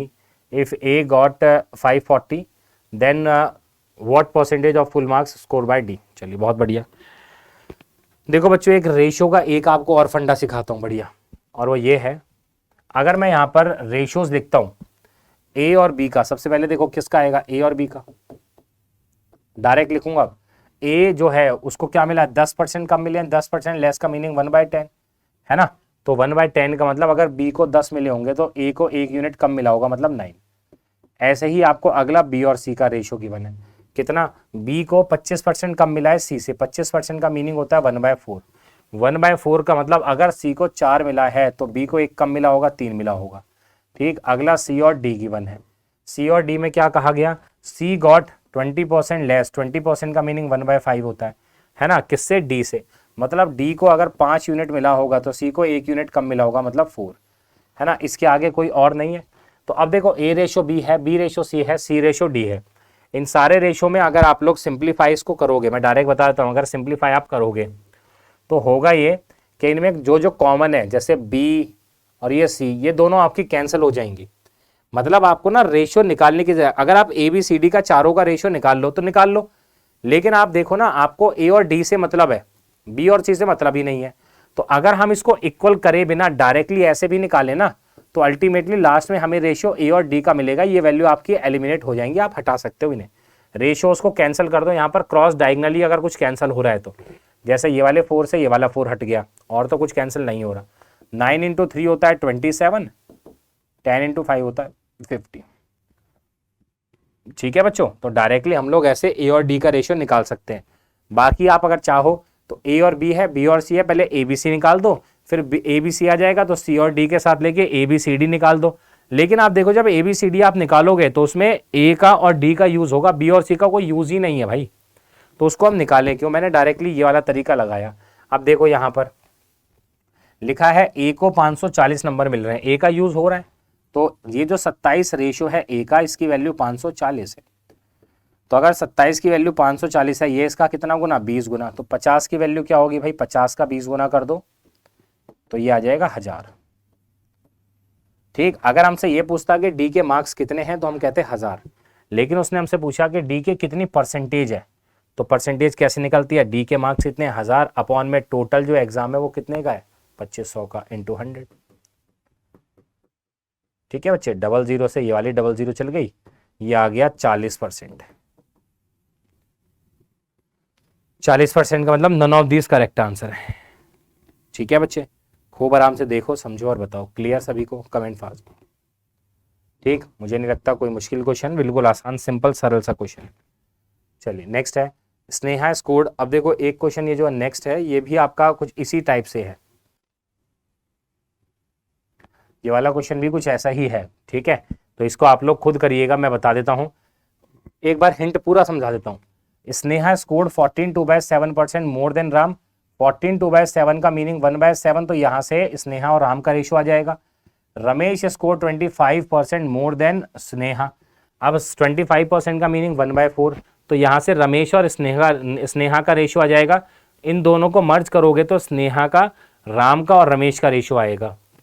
फिर Deepak scored 10% less marks than Ramesh, तो यहां से दीपक और रमेश का रेशियो आएगा, तो यहां से आप चारों का रेशियो निकाल पाओगे। फिर आपको आगे क्या कहा गया, आपको बताना है दीपक का स्कोर और difference of Ramesh and Sneha के मार्क्स 50 है, बस ठीक है भाई। रेशियो आपके पास आएगा, रेशियो में डिफरेंस की वैल्यू आपको 50 गिवन है और दीपक के मार्क्स निकाल दीजिएगा, है ना। आई होप इसके जो क्वेश्चन का आंसर आएगा वो 225 आएगा, चेक कर लेना। मतलब मेरे को पता है ये वाला क्वेश्चन कर लोगे, क्योंकि जो पिछला क्वेश्चन करा है ना बिल्कुल सेम उसी से मिलता जुलता है, और कुछ नहीं। ठीक है, चलो नेक्स्ट अलग क्वेश्चन है, कराऊंगा। A person spend 75% of his income. एक पर्सन ने अपनी तनख्वाह का, अपने आय का 75% खर्च करा है। If is saving decrease by 20%, अगर उसकी सेविंग को हम 20% घटा दें, है ना, और कहा गया है उसकी इनकम को हमें कितने परसेंट से बढ़ाना होगा ताकि उसका एक्सपेंडिचर जो है वो 20% बढ़ जाए। अगर आपको याद हो तो रेशियो प्रोपोर्शन में मैंने इनकम, एक्सपेंडिचर और सेविंग का रिलेशन आपको बताया था, और वो ये था कि income is equal to expenditure plus saving होता है, बताया था।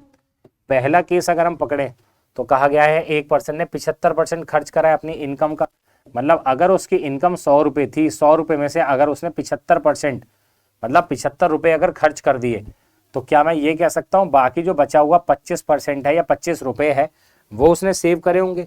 मान लो आपने 75% खर्च कर दिया, तो अगर आपकी तनख्वाह 100 रुपये है, 100 रुपये में से 75 रुपये खर्च करें तो 25 बच भी तो गए। ठीक है, अब सेकेंड केस में आपसे कहा गया है कि अगर आप क्या करें, आपने अपनी सेविंग को तो डिक्रीज कर दिया 20% से, सेविंग 25 थी, आपने इसे 20% से कम कर दिया, तो भाई अगर इसका 20% हम निकालें तो 5 रुपये कम कर दिए, तो 25 था 5 रुपये कम कर दिए, तो अब सेविंग हो गई 20 रुपये। और परसेंटेज इनकम को कितना परसेंट हम बढ़ाएं ये नहीं पता अभी। चलो, क्या एक्सपेंडिचर आपका 20% बढ़ जाए। अब एक्सपेंडिचर पहले 75 था, अगर आप इसे 20% से बढ़ाओगे तो मेरे प्यारे बच्चों 75 का 20% आएगा 15। पहले 75 था, अब तम 15 बढ़ गया, तो अब हो गया कितना, 90। 90 खर्चा करा और 20 रुपये बचा भी लिए, 90 खर्चा करा 20 रुपये बचा लिए, तो इनकम हो गई 110 रुपये। और देख सकते हो पहले इनकम 100 थी, अब 110 है, भाई कितना परसेंट बढ़ गई, 10%। तो बच्चों आंसर आएगा 10%। ठीक है, गॉट इट, क्लियर। फटाफट से देखो और बताओ, सभी को ये क्लियर हो गया। मुझे नहीं लगता इसमें कोई भी परेशानी, कोई भी दिक्कत आपको हुई होगी, ये सभी को समझ में आ गया होगा। ठीक है बच्चों, चलो नेक्स्ट क्वेश्चन की तरफ पहुंचते हैं, है ना। इनकम एक्सपेंडिचर पे ही ये क्वेश्चन। एक और, if the income and expenditure ratio of a person is 12:7, इस बार इनकम और एक्सपेंडिचर का रेशियो जो आपको गिवन है वो आपको गिवन है 12 और 7 का। ठीक है बच्चे, अब इसके आगे आपसे कहा गया है अगर इनकम को इंक्रीज कर दें 8.33% से, सेविंग को इंक्रीज कर दें 40% से, तो एक्सपेंडिचर पे क्या चेंज आएगा। ध्यान से सुनेंगे दोबारा, सेम ही टाइप का क्वेश्चन है कि इनकम जो होता है वो बराबर है एक्सपेंडिचर प्लस सेविंग के। पहले केस में अगर आप लोग देखें तो कह रहा है इनकम का और एक्सपेंडिचर का रेशियो कितना है 12 और 7, मतलब इनकम जो है वो 12 है, 12 रुपए, और 12 में से आप कितना खर्च कर रहे हो, एक्सपेंडिचर कितना है 7 रुपए। एक बात बताओ, 12 रुपए में से 7 रुपए खर्च कर दिए तो 5 रुपए बचा भी तो लिए, इनकम कितनी और सेविंग कितनी होगी 5 रुपए। फिर कह रहा है अगर हम इनकम को 8.33 से बढ़ा दें, अगर हम लोग क्या करें इनकम को 8.33 से बढ़ा दें, तो 8.33 की जो मीनिंग होती है बच्चे वो होती है 1/12। ठीक है, 1/12 लिखाया था ना, 1/12 का मतलब क्या होता है, 1/12 आपका था 1/12 का मतलब 8 1/3 या 8.33 कह लो, दोनों बातें सेम है। ठीक है, तो अगर 12 का 1/12 निकालेंगे तो 1 आ गया, तो 1 से बढ़ गया, मतलब अब इनकम कितनी हो गई 13। ठीक, आगे कहा गया है और अगर हमने सेविंग को 40% बढ़ाया, तो मेरे प्यारे बच्चों सेविंग 40% की जो मीनिंग होती है वो होती है 2/5। तो अगर हम 5 का 2/5 लेंगे तो इनकम सेविंग जो है वो 2 से बढ़ गई, मतलब कितनी हो गई 7। अब आप खुद बताओ तनख्वाह कितनी है 13 रुपए, और 13 रुपए में 7 आपने बचा भी लिया, तो अगर 13 में से 7 बचा भी लिया तो 6 ही तो खर्च हुआ भाई। ठीक, तो आपसे यही पूछा एक्सपेंडिचर कितना चेंज हुआ, पहले एक्सपेंडिचर 7 था अब हो गया 6। ठीक, 7 से अगर 6 हो गया तो कितना घटा 1 अपॉन में इनिशियल कितना था 7 इंटू 100, और 1/7 का मतलब चाहे 14 2/7 कह लो या बच्चों 14.28% कह लो, दोनों बातें सेम है। ऑप्शन में 14.28 कह रहा है तो दोनों बातें सेम है। ऑप्शन नंबर सी पर टिक लगाइए, ये इस क्वेश्चन का करेक्ट आंसर होगा। बनाओ, क्लियर। नेक्स्ट वन, चलिए नेक्स्ट क्वेश्चन आया है a reduction of 25% in the price of sugar. चलो ये भी अच्छा क्वेश्चन है, बढ़िया क्वेश्चन, इस पर भी डिस्कशन करते हैं जरा।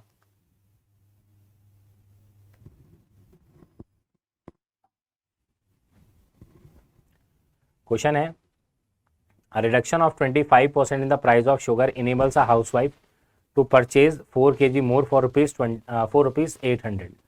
Find the original price, current price, original consumption and current consumption. हमेशा याद रखना जब भी वाला क्वेश्चन आता है ना तो ये 4 सवाल पूछे जाते हैं, original price, current price, original consumption और करंट कंजप्शन। ठीक है ना।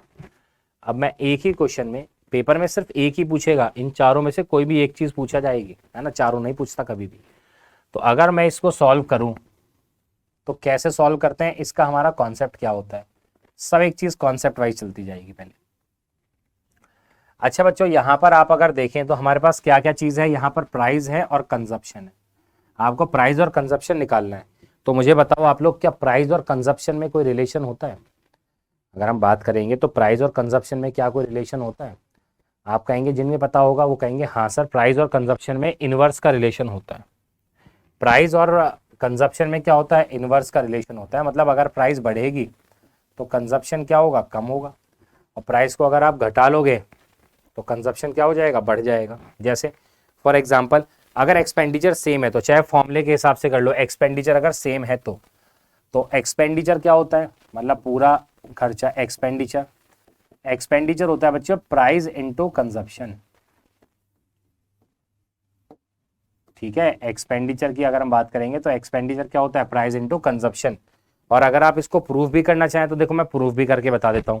अगर मान लो बच्चों, मैं आपसे कहता हूं कि मान लो आप चीनी खरीद के लाए बाजार से, चीनी की जो कीमत थी वो थी 50 रुपए किलो। कितने किलो, 50 रुपए किलो, और आप 10 किलो लेकर आ गए, तो 50 रुपए किलो के रेट से अगर आप 10 किलो चीनी लेकर आ गए तो आपने टोटल चीनी पर कितना एक्सपेंडिचर किया, कितना खर्चा करा। आप कहोगे सर 50 रुपए किलो चीनी थी और मैं 10 किलो लेके आया हूँ, तो सर 500 रुपए खर्च हो गए। तो ये 500 रुपए आपने एक्सपेंडिचर कैसे निकाला, जब आपने प्राइस जो 50 रुपए था और कंजप्शन जो इतना कंज्यूम किया 10 किलो, जब दोनों की मल्टीप्लाई करा तभी तो ये एक्सपेंडिचर मिला। ठीक है मेरे प्यारे बच्चों, तो उम्मीद करता हूं ये बात आप सभी को समझ में आई होगी। ठीक, अब यहां से अगर मैं प्राइस पूछूंगा तो प्राइस क्या होगा, प्राइस के लिए रिलेशन क्या बनेगा, एक्सपेंडिचर अपॉन कंजप्शन। तो साफ साफ समझ में आ रहा है प्राइस और एक्सपेंडिचर के बीच में होता है डायरेक्टली प्रोपोर्शनल, और प्राइस और कंजप्शन आपका क्या है, इनवर्सली प्रोपोर्शनल। उम्मीद करता हूं ये रिलेशन आप सभी को समझ में आया होगा। ठीक है बच्चों, अब काफी हद तक ये क्वेश्चन इजी हो जाएगा। अब देखो ये क्वेश्चन कैसे इजी होगा, समझो सब लोग।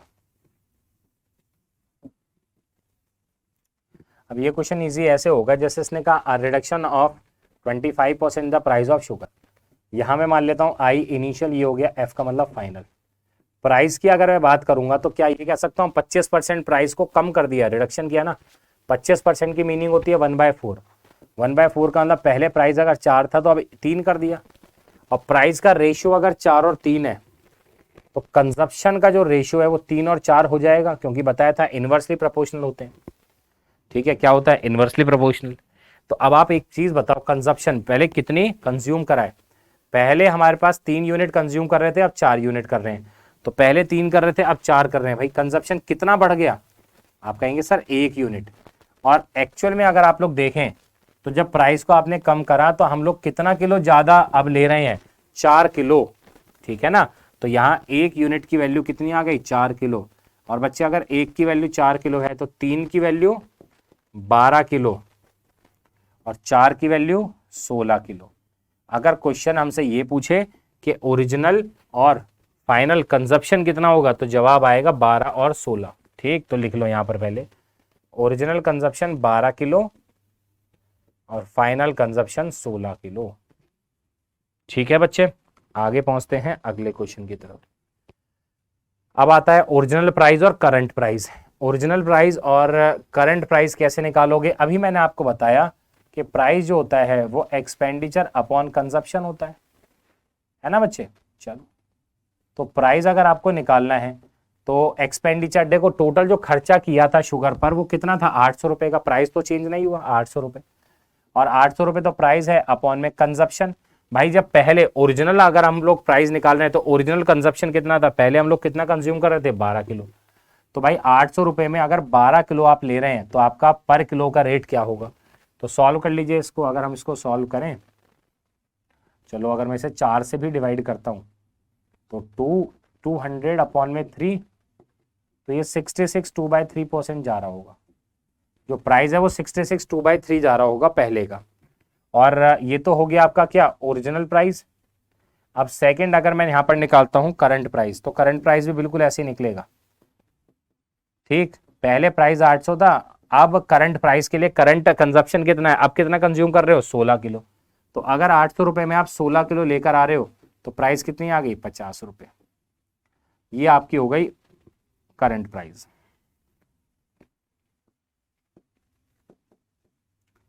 ठीक है बच्चों, तो मैं उम्मीद करता हूं ये सारी चीज, इसके चारों पार्ट आपको समझ में आया। इसका प्राइस 66 2/3 और इसका प्राइस 50 रुपए किलो। ठीक, सवाल 1 और सवाल के जो भी 4 पार्ट थे, चारों के चारों पार्टों को हमने सॉल्व कर लिया। ये बनेगा उसका कुछ आंसर। उम्मीद करता हूं सभी को ये क्लियर हो गया होगा। ठीक है, अब एक क्वेश्चन और इस पर दे रहा हूं, इसका स्क्रीनशॉट ले लो या इसको आप लोग इतने तुरंत कर दो। ठीक है, फटाफट से इसका आंसर निकाल दो, क्या आ जाएगा।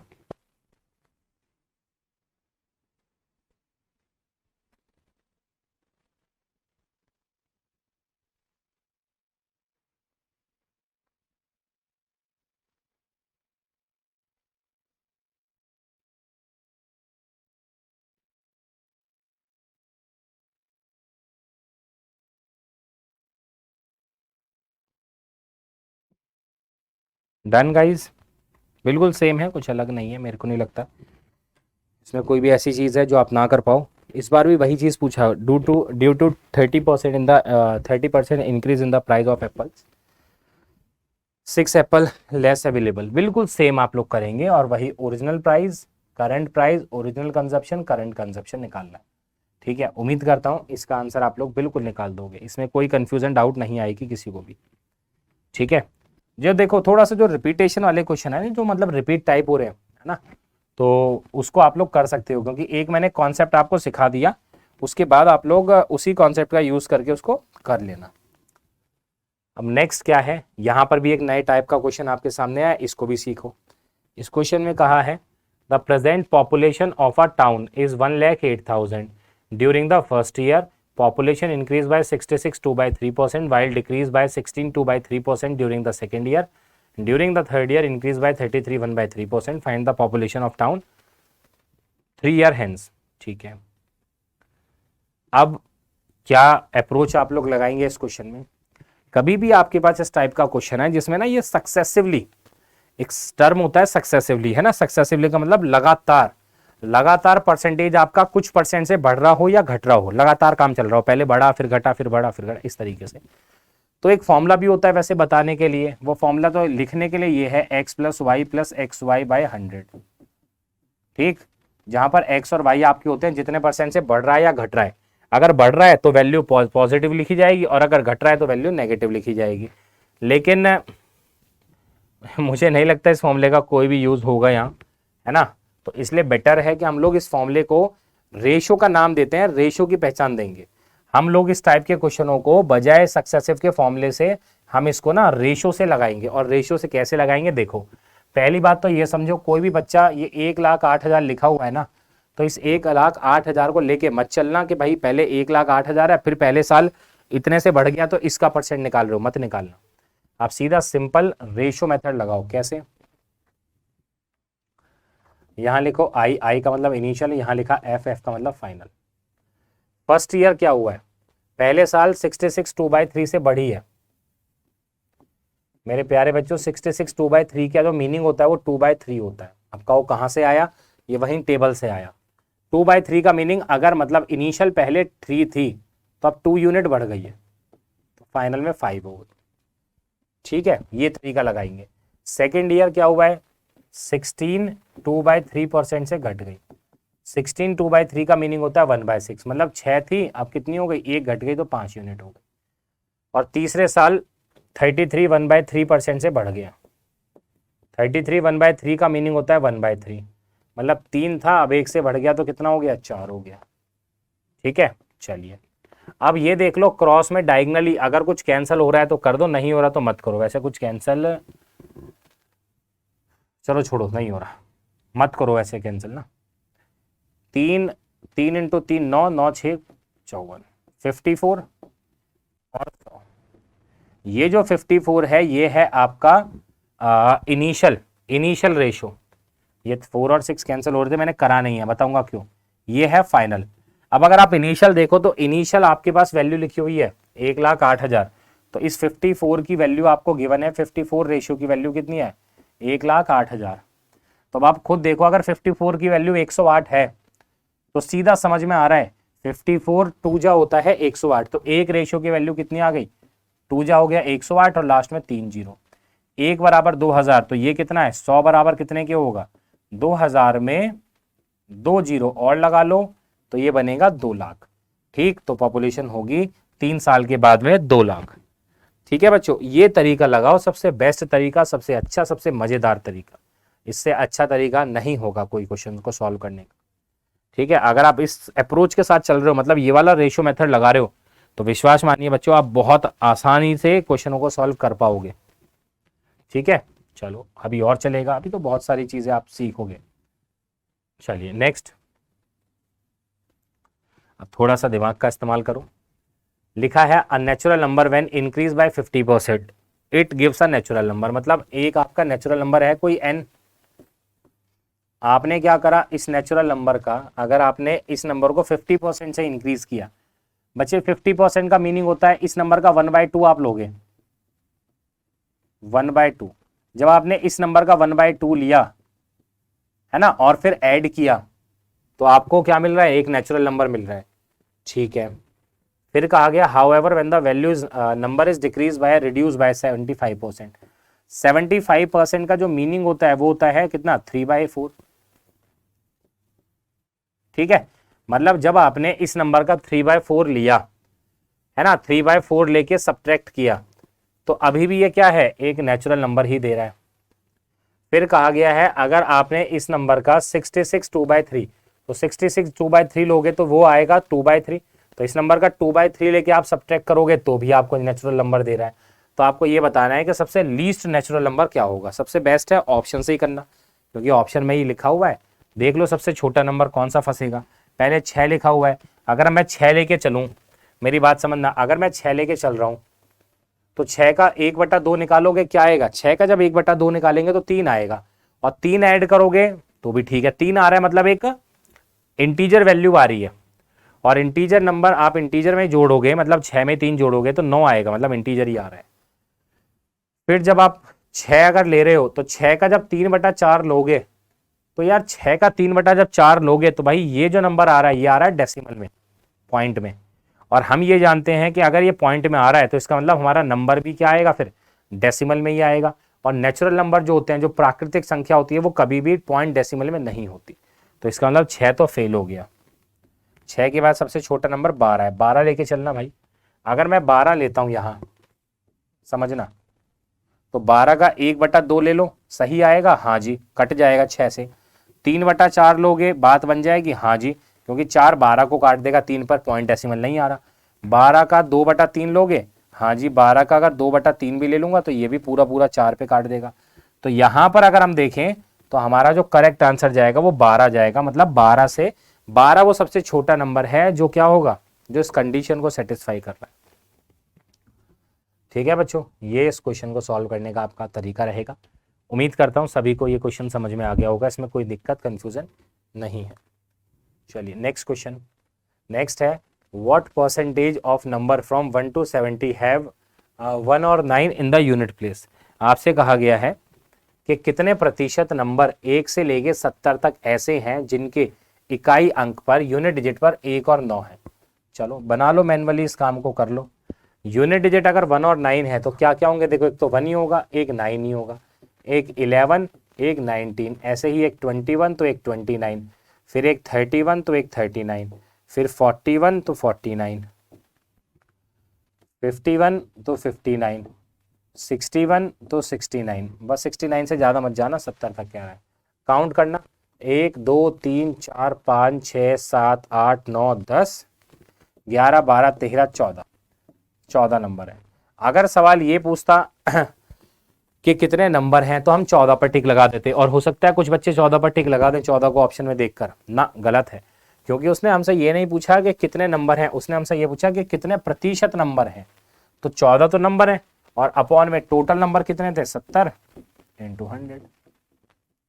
तो ये इससे कैंसिल हुआ 1/5 पर, और 1/5 का मतलब 20%।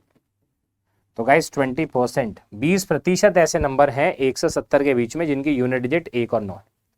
ठीक है, उम्मीद करता हूं सभी को ये बात समझ में आई होगी। ठीक, नेक्स्ट क्वेश्चन। नेक्स्ट है, the price of sugar is reduce by 2%। चीनी के प्राइस को 2% से हमने कम कर दिया। कहा गया how many kg of sugar can now be bought for the money which was sufficient to buy 49 kg of sugar earlier. चलो हम पहले हिंदी में समझो। चीनी के प्राइस को 2% आपने कम करा, 2% कम करने के बाद अब कहा जा रहा है कितने किलो चीनी आप खरीद सकते हैं उतने ही रुपए में जितने में पहले आपने 49 किलो चीनी खरीदी थी। पहले समझ लो क्वेश्चन क्या कह रहा है कि चीनी के प्राइस को हमने 2% कम करा, अब कितने किलो चीनी हम लोग खरीद सकते हैं, मतलब एक तरीके से कंजप्शन पूछ रहा है ना, कितना हम इनटेक करेंगे, कितना कंज्यूम करेंगे, कितने में, जितने में हमने पहले 49 किलो चीनी खरीदी थी। भाई पहले ये देखो 49 किलो चीनी हमने कितने में खरीदी। इस क्वेश्चन को भी बहुत आसान सिंपल वे में निकालूंगा। यहाँ बच्चों अगर मैं लिखता हूँ इनिशियल और फाइनल, आई और एफ। प्राइस की अगर मैं बात करूँ तो प्राइस को आपने 2% से घटा दिया। 2% का मीनिंग होता है बच्चे 2/100, तो 1/50 भी लिख सकता हूँ। 2/100 हो गया ना, 2 ने काटा तो 1/50 ऐसे भी लिख सकता हूँ, है ना। तो क्या ये कह सकता हूँ कि अगर पहले प्राइस 50 थी तो अब 1 कम हो गई है, मतलब 49 हो गई, है ना। या 100 थी, देखो वो भी कर सकते हो यार, पहले 100 प्राइस थी, फिर 2% कम हो गए तो 98 हो गई। तो इसका भी तो रेशियो 50 और 49 ही आएगा, मैंने भी तो यही लिखा है ना। चलिए अच्छा, अब एक चीज बताओ, अगर प्राइस का रेशियो 50 और 49 है तो कंजप्शन का रेशियो 49 और 50 होगा या नहीं होगा? बिल्कुल होगा, बता रखा है प्राइस और कंजप्शन में इन्वर्सली प्रोपोर्शनल होता है। और देखो कहा कितने किलो हम चीनी खरीद सकते हैं उतने ही रुपए में जितने में हमने पहले क्या किया था, 49 किलो चीनी खरीदा था। तो पहले अगर आप लोग देखेंगे तो पहले जो कंजप्शन है वो कितना रेशियो है, 49, और पहले हम लोगों ने कितना कंज्यूम किया था, 49 किलो। तो इसका मतलब 49 रेशियो की वैल्यू 49 किलो। तो इसी तरीके से अब 50 रेशियो की वैल्यू 50 किलो, मतलब अब हम 50 किलो कंज्यूम कर लेंगे। 50 किलो इसका right answer, option number B. बताइए, वन लाइनर क्वेश्चन, मतलब आप चाहो ना तो इनको बहुत लेंथी भी बना सकते हो, है ना, कोई प्राइस मानकर, 100 रुपए प्राइस मानकर फिर सॉल्व कर लो। लेकिन अगर अपने को कॉन्सेप्ट क्लियर है तो हम तुरंत आंसर निकालते चल रहे हैं, कोई दिक्कत ही नहीं हो रही है। ठीक है भाई, आगे पहुंचते हैं नेक्स्ट क्वेश्चन पर। बहुत सारे प्रैक्टिस करते रहेंगे क्वेश्चन, अलग अलग डिफरेंट टाइप के क्वेश्चन कराऊंगा। अगला क्वेश्चन पढ़ो जरा एक बार।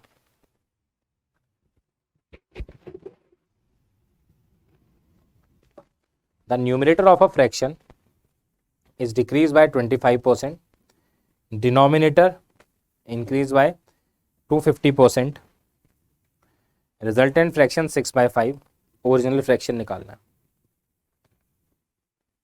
चलिए,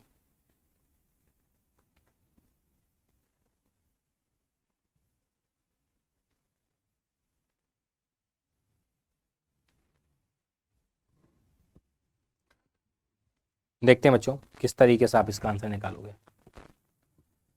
आप लोग सबसे बेस्ट एक काम कर लो, न्यूमरेटर, फ्रैक्शन के न्यूमरेटर और डिनोमिनेटर को आपने कुछ कुछ परसेंट से बढ़ाया और घटाया, है ना। तो यहां पर आप सबसे बेस्ट तरीका है, आप अपने न्यूमरेटर को ना एक्स और वाई मत मानना। न्यूमरेटर अपने फ्रैक्शन में जो भी आपका न्यूमरेटर और डिनोमिनेटर है, इसको एक्स और वाई मत मानना, आप इसको 100x और 100y मानना। ऐसा मैं क्यों कह रहा हूं, ऐसा इसलिए कह रहा हूं क्योंकि अगर आप 100 मानोगे ना, उसके बाद जितना भी परसेंट वो आपको इंक्रीज करवा रहा है या जितना भी परसेंट डिक्रीज करवा रहा है, आप डायरेक्टली उसमें प्लस माइनस कर सकते हो। जैसे एग्जाम्पल के तौर पर आपसे कहा गया है फ्रैक्शन के न्यूमरेटर को मैंने 25% से घटा दिया। न्यूमरेटर हमारे पास 100 है, 25% घटा दोगे तो हमारा न्यूमरेटर हो जाएगा 75, 75x अपॉन में डिनोमिनेटर 100 है और डिनोमिनेटर को हमने 250 से बढ़ाया। डिनोमिनेटर 100 था, 100 में 250 बढ़ा दोगे तो 350 हो गया ना, तो ये हो गया 350y इज इक्वल टू, ऐसा करके फ्रैक्शन कितना बन रहा है, 6/5 रख दिया 6/5 के बराबर। अब आपको क्या चाहिए, ओरिजिनल फ्रैक्शन। ओरिजिनल फ्रैक्शन का मतलब आपको x/y निकालना है। ठीक है बच्चे, चलिए तो x/y निकाल दो। इसको सॉल्व करते हैं, ये इससे चला गया कितने पर, 70 पर, ये 15, तो ये 14। तो x/y की वैल्यू अगर हम निकालें तो यहाँ मल्टीप्लाई हो गया, या 3 से काट रहा हूँ, ये 2 पर और ये 5 पर, तो 2 × 14 होता है 28 और ये 5। तो चेक करो बच्चे, ओरिजिनल फ्रैक्शन 28/5 जाएगा, ऑप्शन में ही नहीं है, नन ऑफ दीज। ये भी चेक करते रहो कि ऐसा भी होता है कि नन ऑफ दीज भी ऑप्शन मैच कर जाता है, ठीक है ना। तो नन ऑफ दीज इसका राइट आंसर बनेगा, 28/5 is the correct answer of this question. Got it guys, clear. चलो नेक्स्ट क्वेश्चन। नेक्स्ट क्वेश्चन है, two numbers p and q are 20 and 28% less than a number x। हमारे पास दो number है, पहले p और q, ये जो है ये 20 और 28% कम है किससे, x से।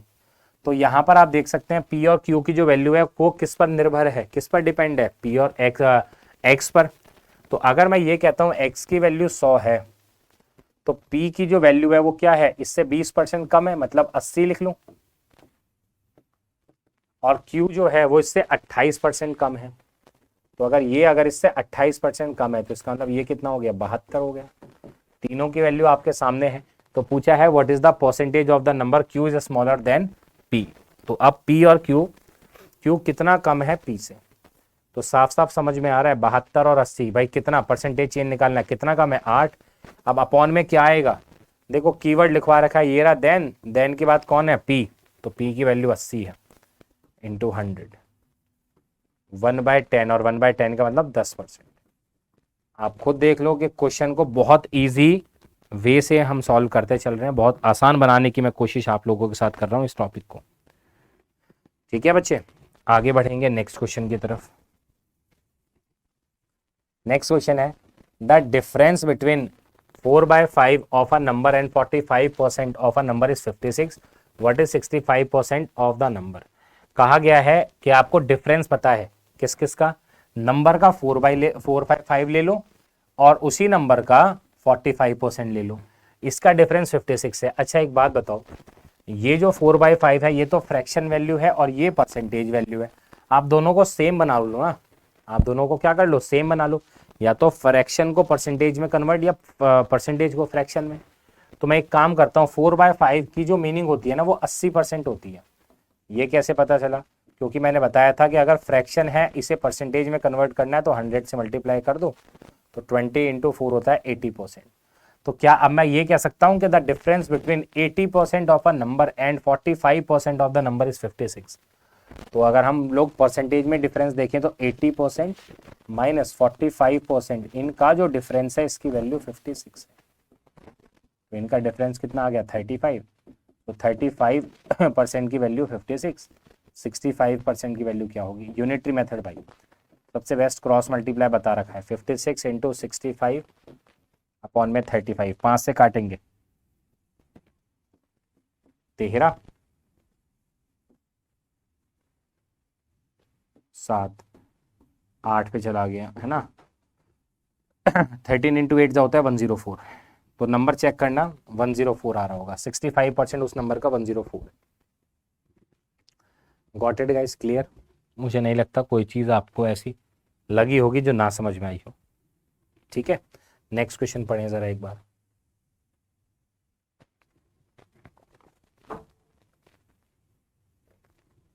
A batsman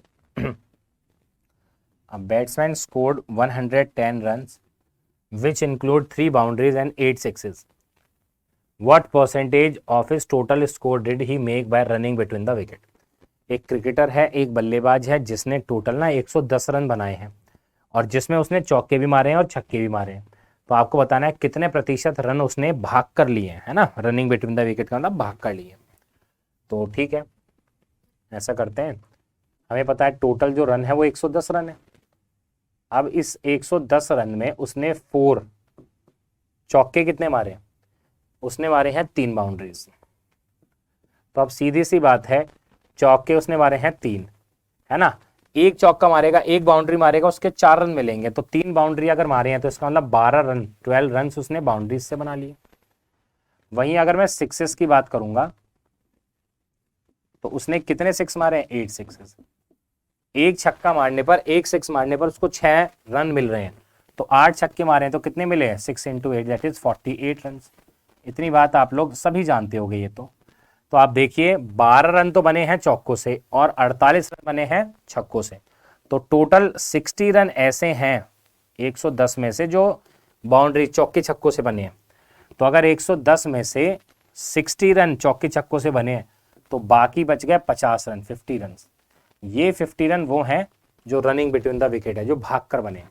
तो अगर हमसे पूछता कितने रन बने हैं तो 50 रन, और पूछ रहा है कितना परसेंट बने हैं तो 50 अपॉन में टोटल रन कितने हैं, 110 × 100, खत्म क्वेश्चन।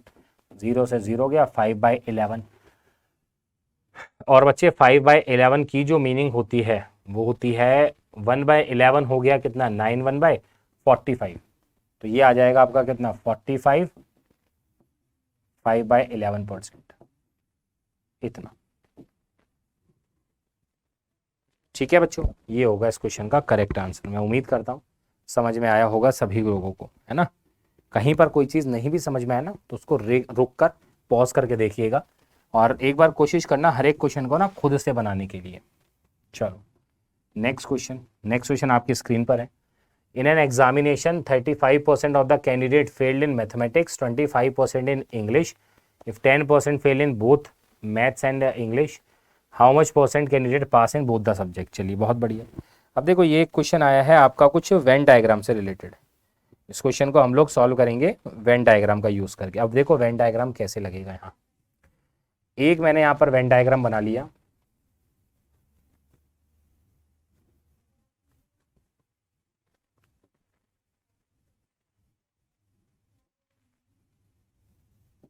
ठीक है, ये मैंने बना लिया है इंग्लिश सब्जेक्ट के लिए। अच्छा तुरंत एक और बना लो यार, क्योंकि इसकी भी ज़रूरत पड़ेगी।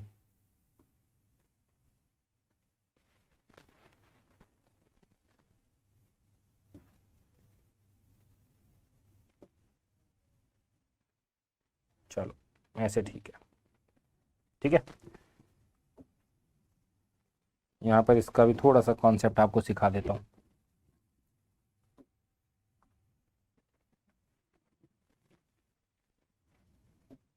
ठीक,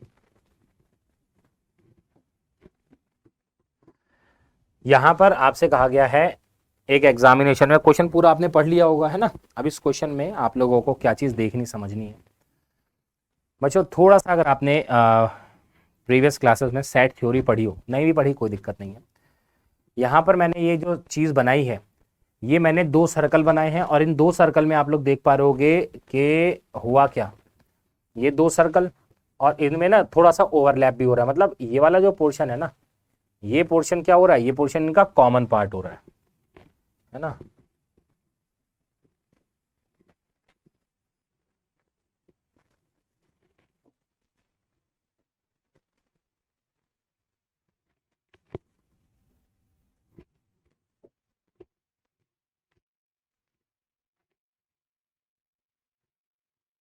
चलो इसको मैं कुछ यहाँ से हाईलाइट करता हूँ, देख लेता हूँ एक बार ज़रा।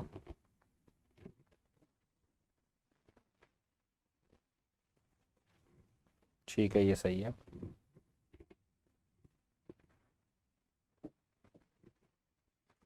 क्या मैं ये कह सकता हूँ ये वाला जो पार्ट है ये, ठीक, ये इनका कॉमन पार्ट सा है ना। मतलब ये वाला जो हमारा पार्ट है ये क्या है, ये इसका कॉमन पार्ट सा है। मतलब ये इधर और इधर का दोनों का क्या है, एक ओवरलैपिंग पार्ट है। मतलब ये दोनों में जो कॉमन आ रहा है ना बच्चों, ये बात मानते हो। और साथ ही साथ ये मैंने जो 2 सर्कल बनाए हैं, ये 2 सर्कल बेसिकली रिप्रेजेंट कर रहे हैं आपके 2 वेरिएबल्स को। और यहाँ 2 वेरिएबल्स क्या है कि एक एग्जामिनेशन में एक कैंडिडेट क्या हो गया, फेल हुआ है मैथमेटिक्स में। मतलब ये वाला जो सर्कल है ये है मैथमेटिक्स के लिए और ये वाला जो सर्कल है ये है इंग्लिश के लिए। ठीक, एक एग्जामिनेशन में 35% कैंडिडेट जो है वो फेल है मैथमेटिक्स में। तो मैथमेटिक्स का ये पूरा पोर्शन है, ये जो वाला जो पहला सर्कल है ना, ये पूरा मैथमेटिक्स का है और इस पूरे की जो वैल्यू है ये आपको गिवन है 35%। उसी तरीके से दूसरा वाला जो है वो इंग्लिश का है और इंग्लिश की पूरी वैल्यू आपको गिवन है कितनी, 25% फेल हुए। और ये भी कहा गया कि 10% ऐसे बच्चे हैं जो दोनों में फेल हुए हैं। तो दोनों का कॉमन पार्ट हमें पता है वो कौन सा है, वो ये वाला है। तो इसकी वैल्यू आपको 10% गिवन है ना, ये वाला पोर्शन आपको 10% गिवन है। अब बच्चे ये तो फेल की कहानी हो गई।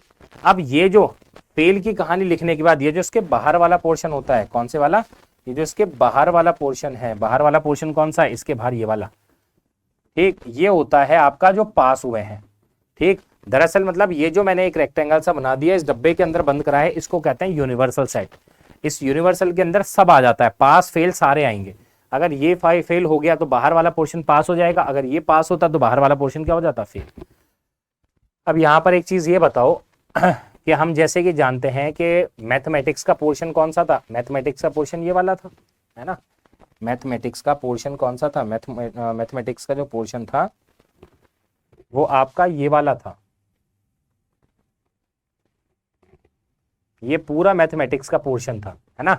और अगर ये पूरा मैथमेटिक्स का पोर्शन है जिसकी वैल्यू 35 है, और ऐसे ही ये वाला पोर्शन अगर हम देखेंगे तो ये पूरा जो पोर्शन है ये इंग्लिश का पोर्शन है।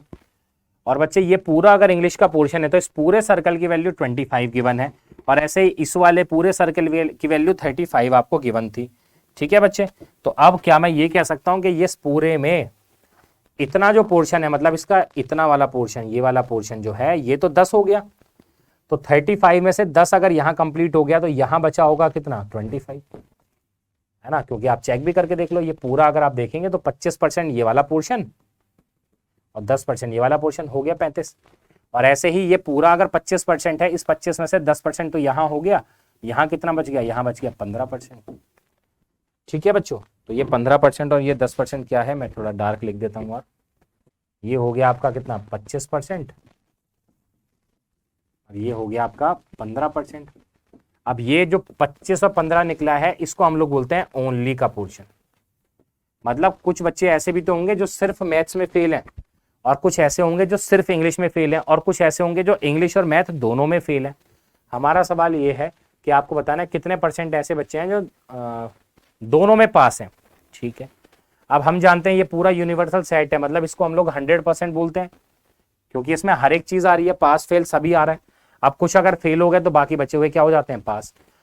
तो यहां पर अगर आप लोग देखो तो सिर्फ मैथ में कितने फेल हैं भाई, सिर्फ अगर मैथ में देखें तो 25% फेल है, ठीक है। सिर्फ इंग्लिश में कितने फेल हैं, इंग्लिश में 15% फेल है, और दोनों में कितने परसेंट फेल हैं, 10% फेल हैं। ये सारे फेल हो गए, एटलीस्ट एक सब्जेक्ट में फेल है भाई, या तो वो इंग्लिश में फेल है या मैथ में फेल है या दोनों में फेल है। तो टोटल फेल वाले स्टूडेंट कितने हो गए हमारे पास, ये हो गए 40, 40 और 10, 50। सो 50% हमारे पास ऐसे बच्चे हैं जो कम से कम एक सब्जेक्ट में फेल है। कम से मेरा मतलब कम से कम एक में या एक से ज्यादा में भी फेल है। तो अगर 50% बच्चे ऐसे हैं जो फेल हैं, तो बाकी बचे हुए 50% ऐसे होंगे जो पास होंगे ना दोनों सब्जेक्ट में।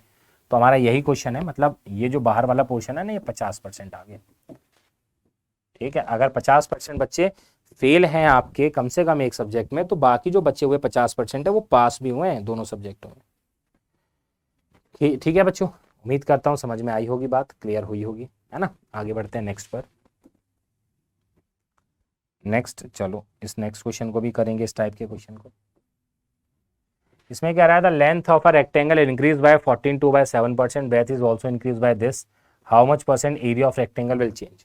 इस टाइप के क्वेश्चन परसेंटेज में इंपॉर्टेंट है, जिसमें area type question, area volume ये पूछ लेता है। सारा जो खेल है ना वो सारा फॉर्मूले का खेल है। अगर आपसे एरिया ऑफ रेक्टेंगल पूछा है तो मेरे प्यारे बच्चों क्या हम ये कह सकते हैं, एरिया जो होता है वो लेंथ इंटू ब्रेथ होता है, मतलब एल और बी की मल्टीप्लाई करोगे तो एरिया मिलेगा, है ना। चलो कैसे बनाते हैं इस क्वेश्चन को, सेम रेशियो मेथड कारगर है। यहाँ लिखा आई और एफ, मतलब इनिशियल और फाइनल। यहाँ ले रहा हूँ लेंथ, यहाँ ले रहा हूँ ब्रेथ, और हम जानते हैं जब लेंथ और ब्रेथ की मल्टीप्लाई होगा तो क्या मिलेगा, एरिया। ये लेआउट आप लोग समझ गए होंगे सभी लोग।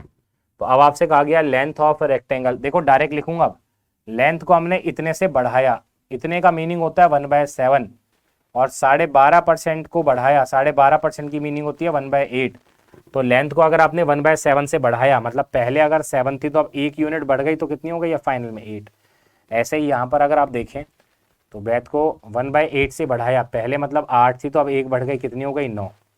क्रॉस में डायगनली कुछ कैंसिल हो रहा है, बिल्कुल हो रहा है, 8 ने 8 को उड़ा दिया तो ये आ गया 7:9। तो पहले एरिया 7 यूनिट था, अब 9 यूनिट है। साफ साफ दिख रहा है कि बढ़ा है, कितना बढ़ा है भाई, 2 यूनिट।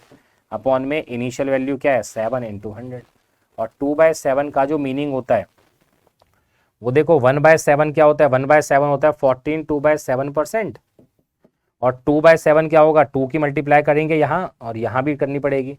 तो 14 × 2 28, 2 × 2 4, 28 4/7%, 28 4/7%, जो कोई भी नहीं है। मैक्सिमम बच्चे यहाँ भी कंफ्यूज हो सकते हैं, 28 ये 4/9 है, लेकिन 28 4/7 जा रहा है, तो इसलिए नन ऑफ दीज पर टिक लगेगा। ठीक है बच्चे, उम्मीद करता हूं समझ में आया होगा ये क्वेश्चन आपको।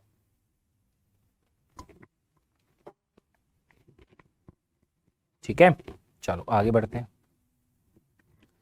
नेक्स्ट क्वेश्चन, इस टाइप के क्वेश्चनों की प्रैक्टिस करा देता हूं अब फटाफट। Length of rectangle decrease by this much, how much percent breath.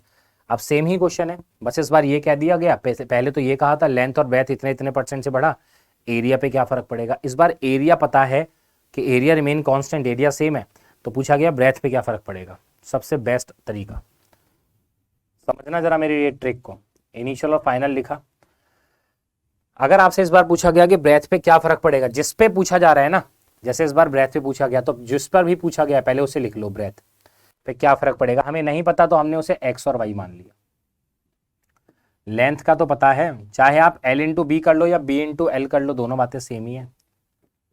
Length पे क्या फर्क पड़ा, लेंथ जो है वो 44 4/9% से डिक्रीज हुई है। 44 4/9% का मीनिंग होता है 4/9, लिखवा रखा है टेबल में। मतलब पहले अगर 9 यूनिट थी तो अब 4 यूनिट कम हो गई, 5 रह गई। और area remain constant, area remain constant का मतलब 1:1, दोनों सेम है। इस तरीके से लिख लोगे। अब ये लिखने के बाद क्या करो बच्चों, सबसे बेस्ट क्रॉस मल्टीप्लाई। ठीक है, या फिर आप वैल्यू लेके भी चलते ना तो भी आंसर यही आता, क्रॉस मल्टीप्लाई। तो 1 × 5 क्या हो गया, 5, 1 × 9 9। मतलब पहले अगर आप देखेंगे तो ब्रेथ 5 थी, अब कितनी हो गई, 9। तो वैल्यू अगर 5 से 9 हो रही है तो कितना परसेंट बढ़ गई, 4। अपॉन में इनिशियल कितना है, 5 × 100। 4/5 का मतलब होता है 80%, तो हम कहेंगे ब्रेथ को हमें 80% से बढ़ाना पड़ेगा so that area remain constant. Clear बच्चों, उम्मीद करता हूँ सभी को समझ में आया होगा।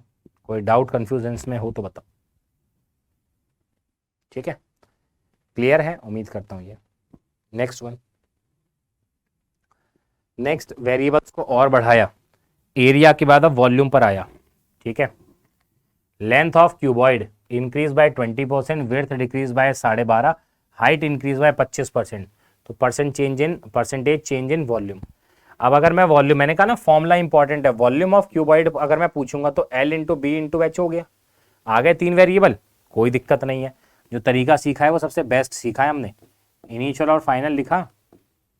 हाँ, और हम जानते हैं कि जब लेंथ, ब्रेथ और हाइट की मल्टीप्लाई होगी तो जाके हमें वॉल्यूम मिलेगा। बस ठीक है, आप लोग वैसे ही खेलो। अब लेंथ को अब देखो डायरेक्ट लिखूंगा, लेंथ को हमने 20% से इंक्रीज करा है। 20% की मीनिंग होती है 1/5, मतलब 5 से 6 हो गई। विड्थ को 12.5 से घटाया, 12.5 का मीनिंग 1/8, मतलब 8 से 7 हो गया। हाइट को 25% बढ़ाया, मतलब 1/4, 4 से 5 हो गया। क्रॉस में डायगनली कुछ कैंसिल हो रहा है, हाँ 5 से 5 उड़ गया। और कुछ कैंसिल कर लो, दोनों इवन नंबर है। 2 से काटा 3 और ये काटा 2, 2 इंटू 8 होता है 16, 7 इंटू 3 21। 16 से 21 हो गया, कितना परसेंट इंक्रीज करा भाई 5, अपॉन में इनिशियल कितना है 16 इंटू 100। 4 से कैंसिल करिए ज़रा, 4 times 25 times, 25 into 5 125/4, that is 3 जा 12, 31 जा 124, 1/4। तो आंसर आ रहा होगा 31, 1/4%। ये लीजिए, देखिए कितना, मतलब मैं कह रहा हूँ रेशो मेथड एक वरदान है। मतलब बहुत इजीली आप लोग क्वेश्चनों को सॉल्व कर सकते हैं अगर हम लोग रेशो मेथड अप्लाई करते हैं क्वेश्चंस के अंदर। ठीक है, तो देख लो और बताओ, क्लियर हुआ सभी को ये। और इसमें ना इस टाइप के क्वेश्चन कोई भी आता है, कोई भी फिगर हो तो आप लोग देख लीजिए कि यहाँ पर प्रोडक्ट वाला फैक्टर रहता है ना, कि जब लेंथ और ब्रेथ की मल्टीप्लाई होता है तो एरिया आता है ना, या लेंथ ब्रेथ और हाइट की मल्टीप्लाई होता है तो वॉल्यूम आता है, इस तरीके से। अब देखो यहाँ पर क्या आया, इफ रेडियस ऑफ सिलेंडर, आ गया सिलेंडर, एक और नई फिगर है ना, कि अगर सिलेंडर के रेडियस को हम 50% से बढ़ा दें, हाइट को 20% से घटा दें, तो percentage change in volume, volume पे क्या फर्क पड़ेगा। तो मैं आपसे सीधा एक ही चीज पूछूंगा कि पहले बताओ वॉल्यूम ऑफ सिलेंडर क्या होता है। आप कहेंगे सर वॉल्यूम ऑफ सिलेंडर होता है πr²h। पाई तो कांस्टेंट वैल्यू है, कोई फर्क नहीं पड़ेगा। r²h मतलब जब r का स्क्वायर रेडियस का स्क्वायर करोगे और हाइट से मल्टीप्लाई करोगे तो जाके वॉल्यूम मिलेगा। ठीक है, वही काम कर दो यहाँ। ठीक है, रेडियस का स्क्वायर मतलब रेडियस कितनी बार यूज हो रही है, 2 बार, r इंटू आर करेंगे। और इधर हाइट, और आपसे क्या पूछा गया, वॉल्यूम। तो रेडियस को आपने 50% से इंक्रीज किया है, तो मेरे प्यारे बच्चों 50% का मीनिंग होता है 1/2, मतलब 2 से 3, 2 से 3, फिर 2 से 3। और हाइट 20% से डिक्रीज, 20% का मीनिंग 1/5, 5 से 4, 5 से 4। खत्म क्वेश्चन। अब देखो ये इसको काटेगा 2 पर, फिर 2 ने इसको काट दिया, ये हो गया 5, और 3 इंटू 3 होता है 9। 5 से वैल्यू 9 हो रही है, कितना बढ़ गया 4, अपॉन में इनिशियल कितना है 5 इंटू 100। 4/5 का मतलब 80%। तो guys 80%, 80% is the right answer. ठीक है, बताइए क्लियर सभी को, कमेंट फास्ट। तो ये इसको सॉल्व करने का रहेगा तरीका। उम्मीद करता हूँ समझ में आया होगा और आ रहा होगा। नेक्स्ट अब इसी के साथ साथ एक और क्वेश्चन पकड़ेंगे कोन पर। देख लो फिगर सारी बदलता जा रहा हूँ। अब कोन का फॉर्मूला, वॉल्यूम ऑफ कोन हम जानते हैं 1/3 πr²h। खुद समझो 1/3 कांस्टेंट टर्म है, पाई कांस्टेंट टर्म है, यहाँ पर भी r² इंटू एच ही फैक्टर चलना है जो सिलेंडर में चला था। और क्या कह रहा है if radius of cone, radius of cone को 20% से बढ़ाया है, परसेंटेज हाइट पे कितना परसेंटेज हम कम करें हाइट को कि वॉल्यूम रिमेन कांस्टेंट। बस ठीक है, इनिशियल और इधर लिखा फाइनल। अब मैंने कहा था जो भी चीज आपसे पूछता है ना उसे ऊपर लिख लो, तो हाइट पूछ रहा है तो हाइट लिखा है, यहाँ नहीं पता तो x और y। अब रेडियस का हमें क्या करना है, स्क्वायर, फिर जाके वॉल्यूम मिलेगा। तो अब मैं डायरेक्ट लिख देता हूँ, रेडियस 20% से बढ़ गई, 20% का मीनिंग 1/5, मतलब 5 से 6, तो अब आप खुद देखो, अगर 5 से 6 है और उसका स्क्वायर करना है तो 5 से 6 का स्क्वायर करोगे तो 25 और 6 का स्क्वायर 36 और वॉल्यूम रिमेन कांस्टेंट, कांस्टेंट का मतलब 1:1। खत्म क्वेश्चन। अब क्या समझाया था बच्चे, क्रॉस मल्टीप्लाई कर दो, 1 इंटू 36 होता है 36 और ये हो गया 25। वैल्यू 36 से 25 हो रही है, कितना परसेंट कम हुआ है, 11 अपॉन में इनिशियल वैल्यू 36 इंटू 100। ठीक है, 4 से काटो 9 पे और ये चला गया आपका 25 पर। ठीक है, और 25 और 11 की गुणा करोगे तो 25 की 10 से गुणा हो गई तो 250, 250 में 25 और जोड़ लो 275, 275 अपॉन 9 तो 30 जा हो गया 270, 5 बच गया। 35/9%, ये चेक करो, 35/9 ये रहा बी ऑप्शन। ठीक है, खुद देख पा रहे हो बहुत आसान हो रहा है अब क्वेश्चन, अगर हम लोग इस अप्रोच के साथ सॉल्व करें तो। ठीक है ना, बहुत इजीली हम लोग सॉल्व करते जा रहे हैं। ठीक है बच्चों, चलिए नेक्स्ट वन आगे। अब देखो नेक्स्ट क्वेश्चन एक और आया, the price of sugar increase by 15%। अब देखो इसमें जो प्राइस ऑफ शुगर वाले या इस टाइप के भी क्वेश्चन आए ना, कुछ अलग फंडा नहीं है। मैंने पहले आपसे कहा, एक जो चीज आपको सिखा दी ना, ये रेशियो मेथड, ये हर जगह काम करेगा।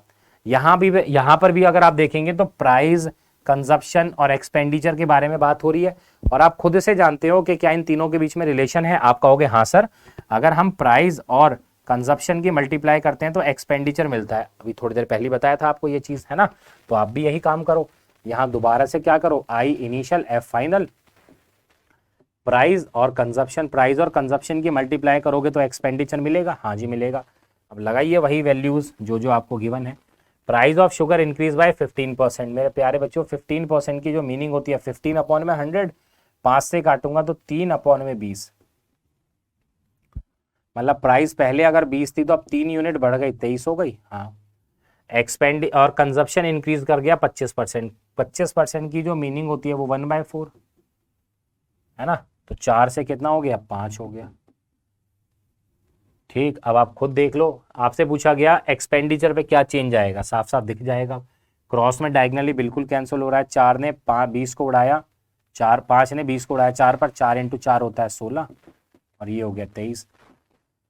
तो वैल्यू बच्चे अगर 16 से 23 हो रही है तो कितना बढ़ गया, ये हो गया 6 या भाई 7 हो गया ना, 7 अपॉन में 16 इंटू 100। 4 से काट रहा हूँ 25 और ये चला गया 4 पर, और 25 इंटू 7 करोगे, 25 इंटू 6 पर 150, 175, 175 अपॉन 4 सॉल्व करेंगे।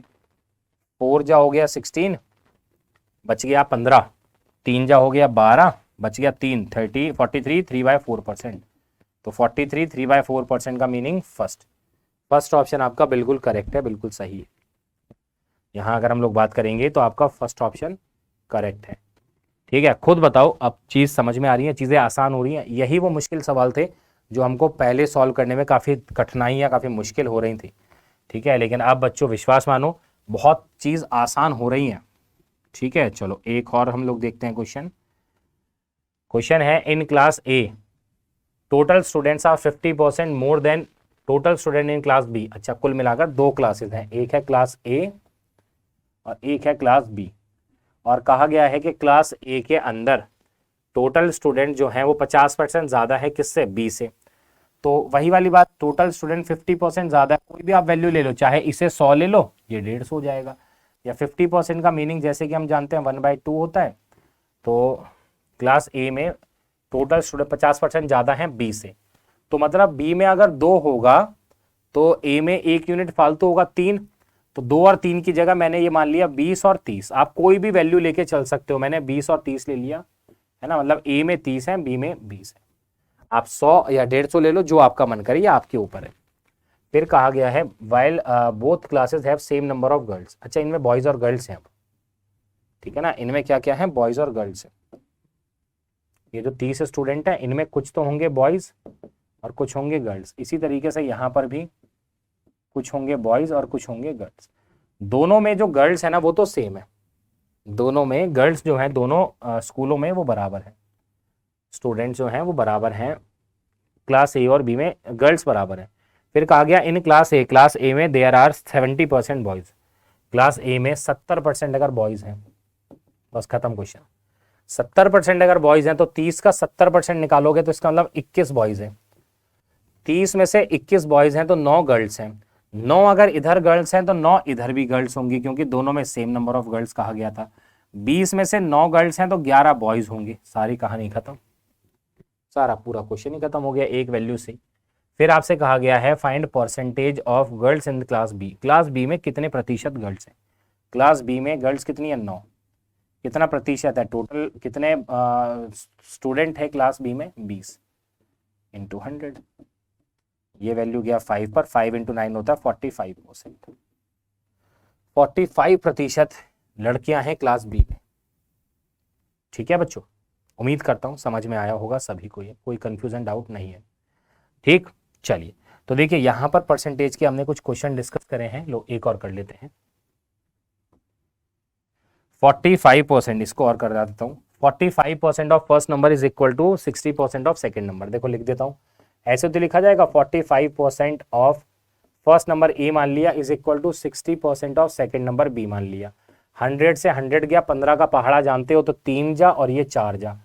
तो जब ये 3a is equal to 4b है तो हमारे पास यहाँ से a और b का रेशियो आ गया कितना? 4/3। 4 और 3 रेशियो है, चलो मैंने 4x और 3x मान लिया, मेरी बात समझना। फिर आपसे कह रहा है if average of both the number, इन दोनों नंबरों का जो एवरेज होगा, देखो एवरेज क्या होगा? 4x और 3x का एवरेज निकालोगे तो बीच वाली नंबर 3.5 हो गई, या फिर सम ऑफ ऑल अपॉन टोटल कर लो। 3 और 4 7, 7 डिवाइड बाय 2 करोगे 3.5। तो इसका जो एवरेज आया वो 3.5x आया। और क्वेश्चन में कहा गया है कि इनका जो एवरेज है दोनों नंबरों का वो 10 कम है किससे? पहले वाले नंबर से। तो 10 अगर कम है पहले वाले नंबर से, पहले वाला नंबर है 4x, तो इसका मतलब क्या मैं ये कह सकता हूं कि भाई 10 क्या है? ये जो 10 है ये आपका डिफरेंस है पहले वाले नंबर का और इनका जो एवरेज है उसका। ये जो 10 है ये क्या है? ये डिफरेंस है पहले वाले नंबर का और इसका जो एवरेज आया। तो पहले वाला नंबर है 4x, ठीक, और ये जो एवरेज आया है ये है 3.5x,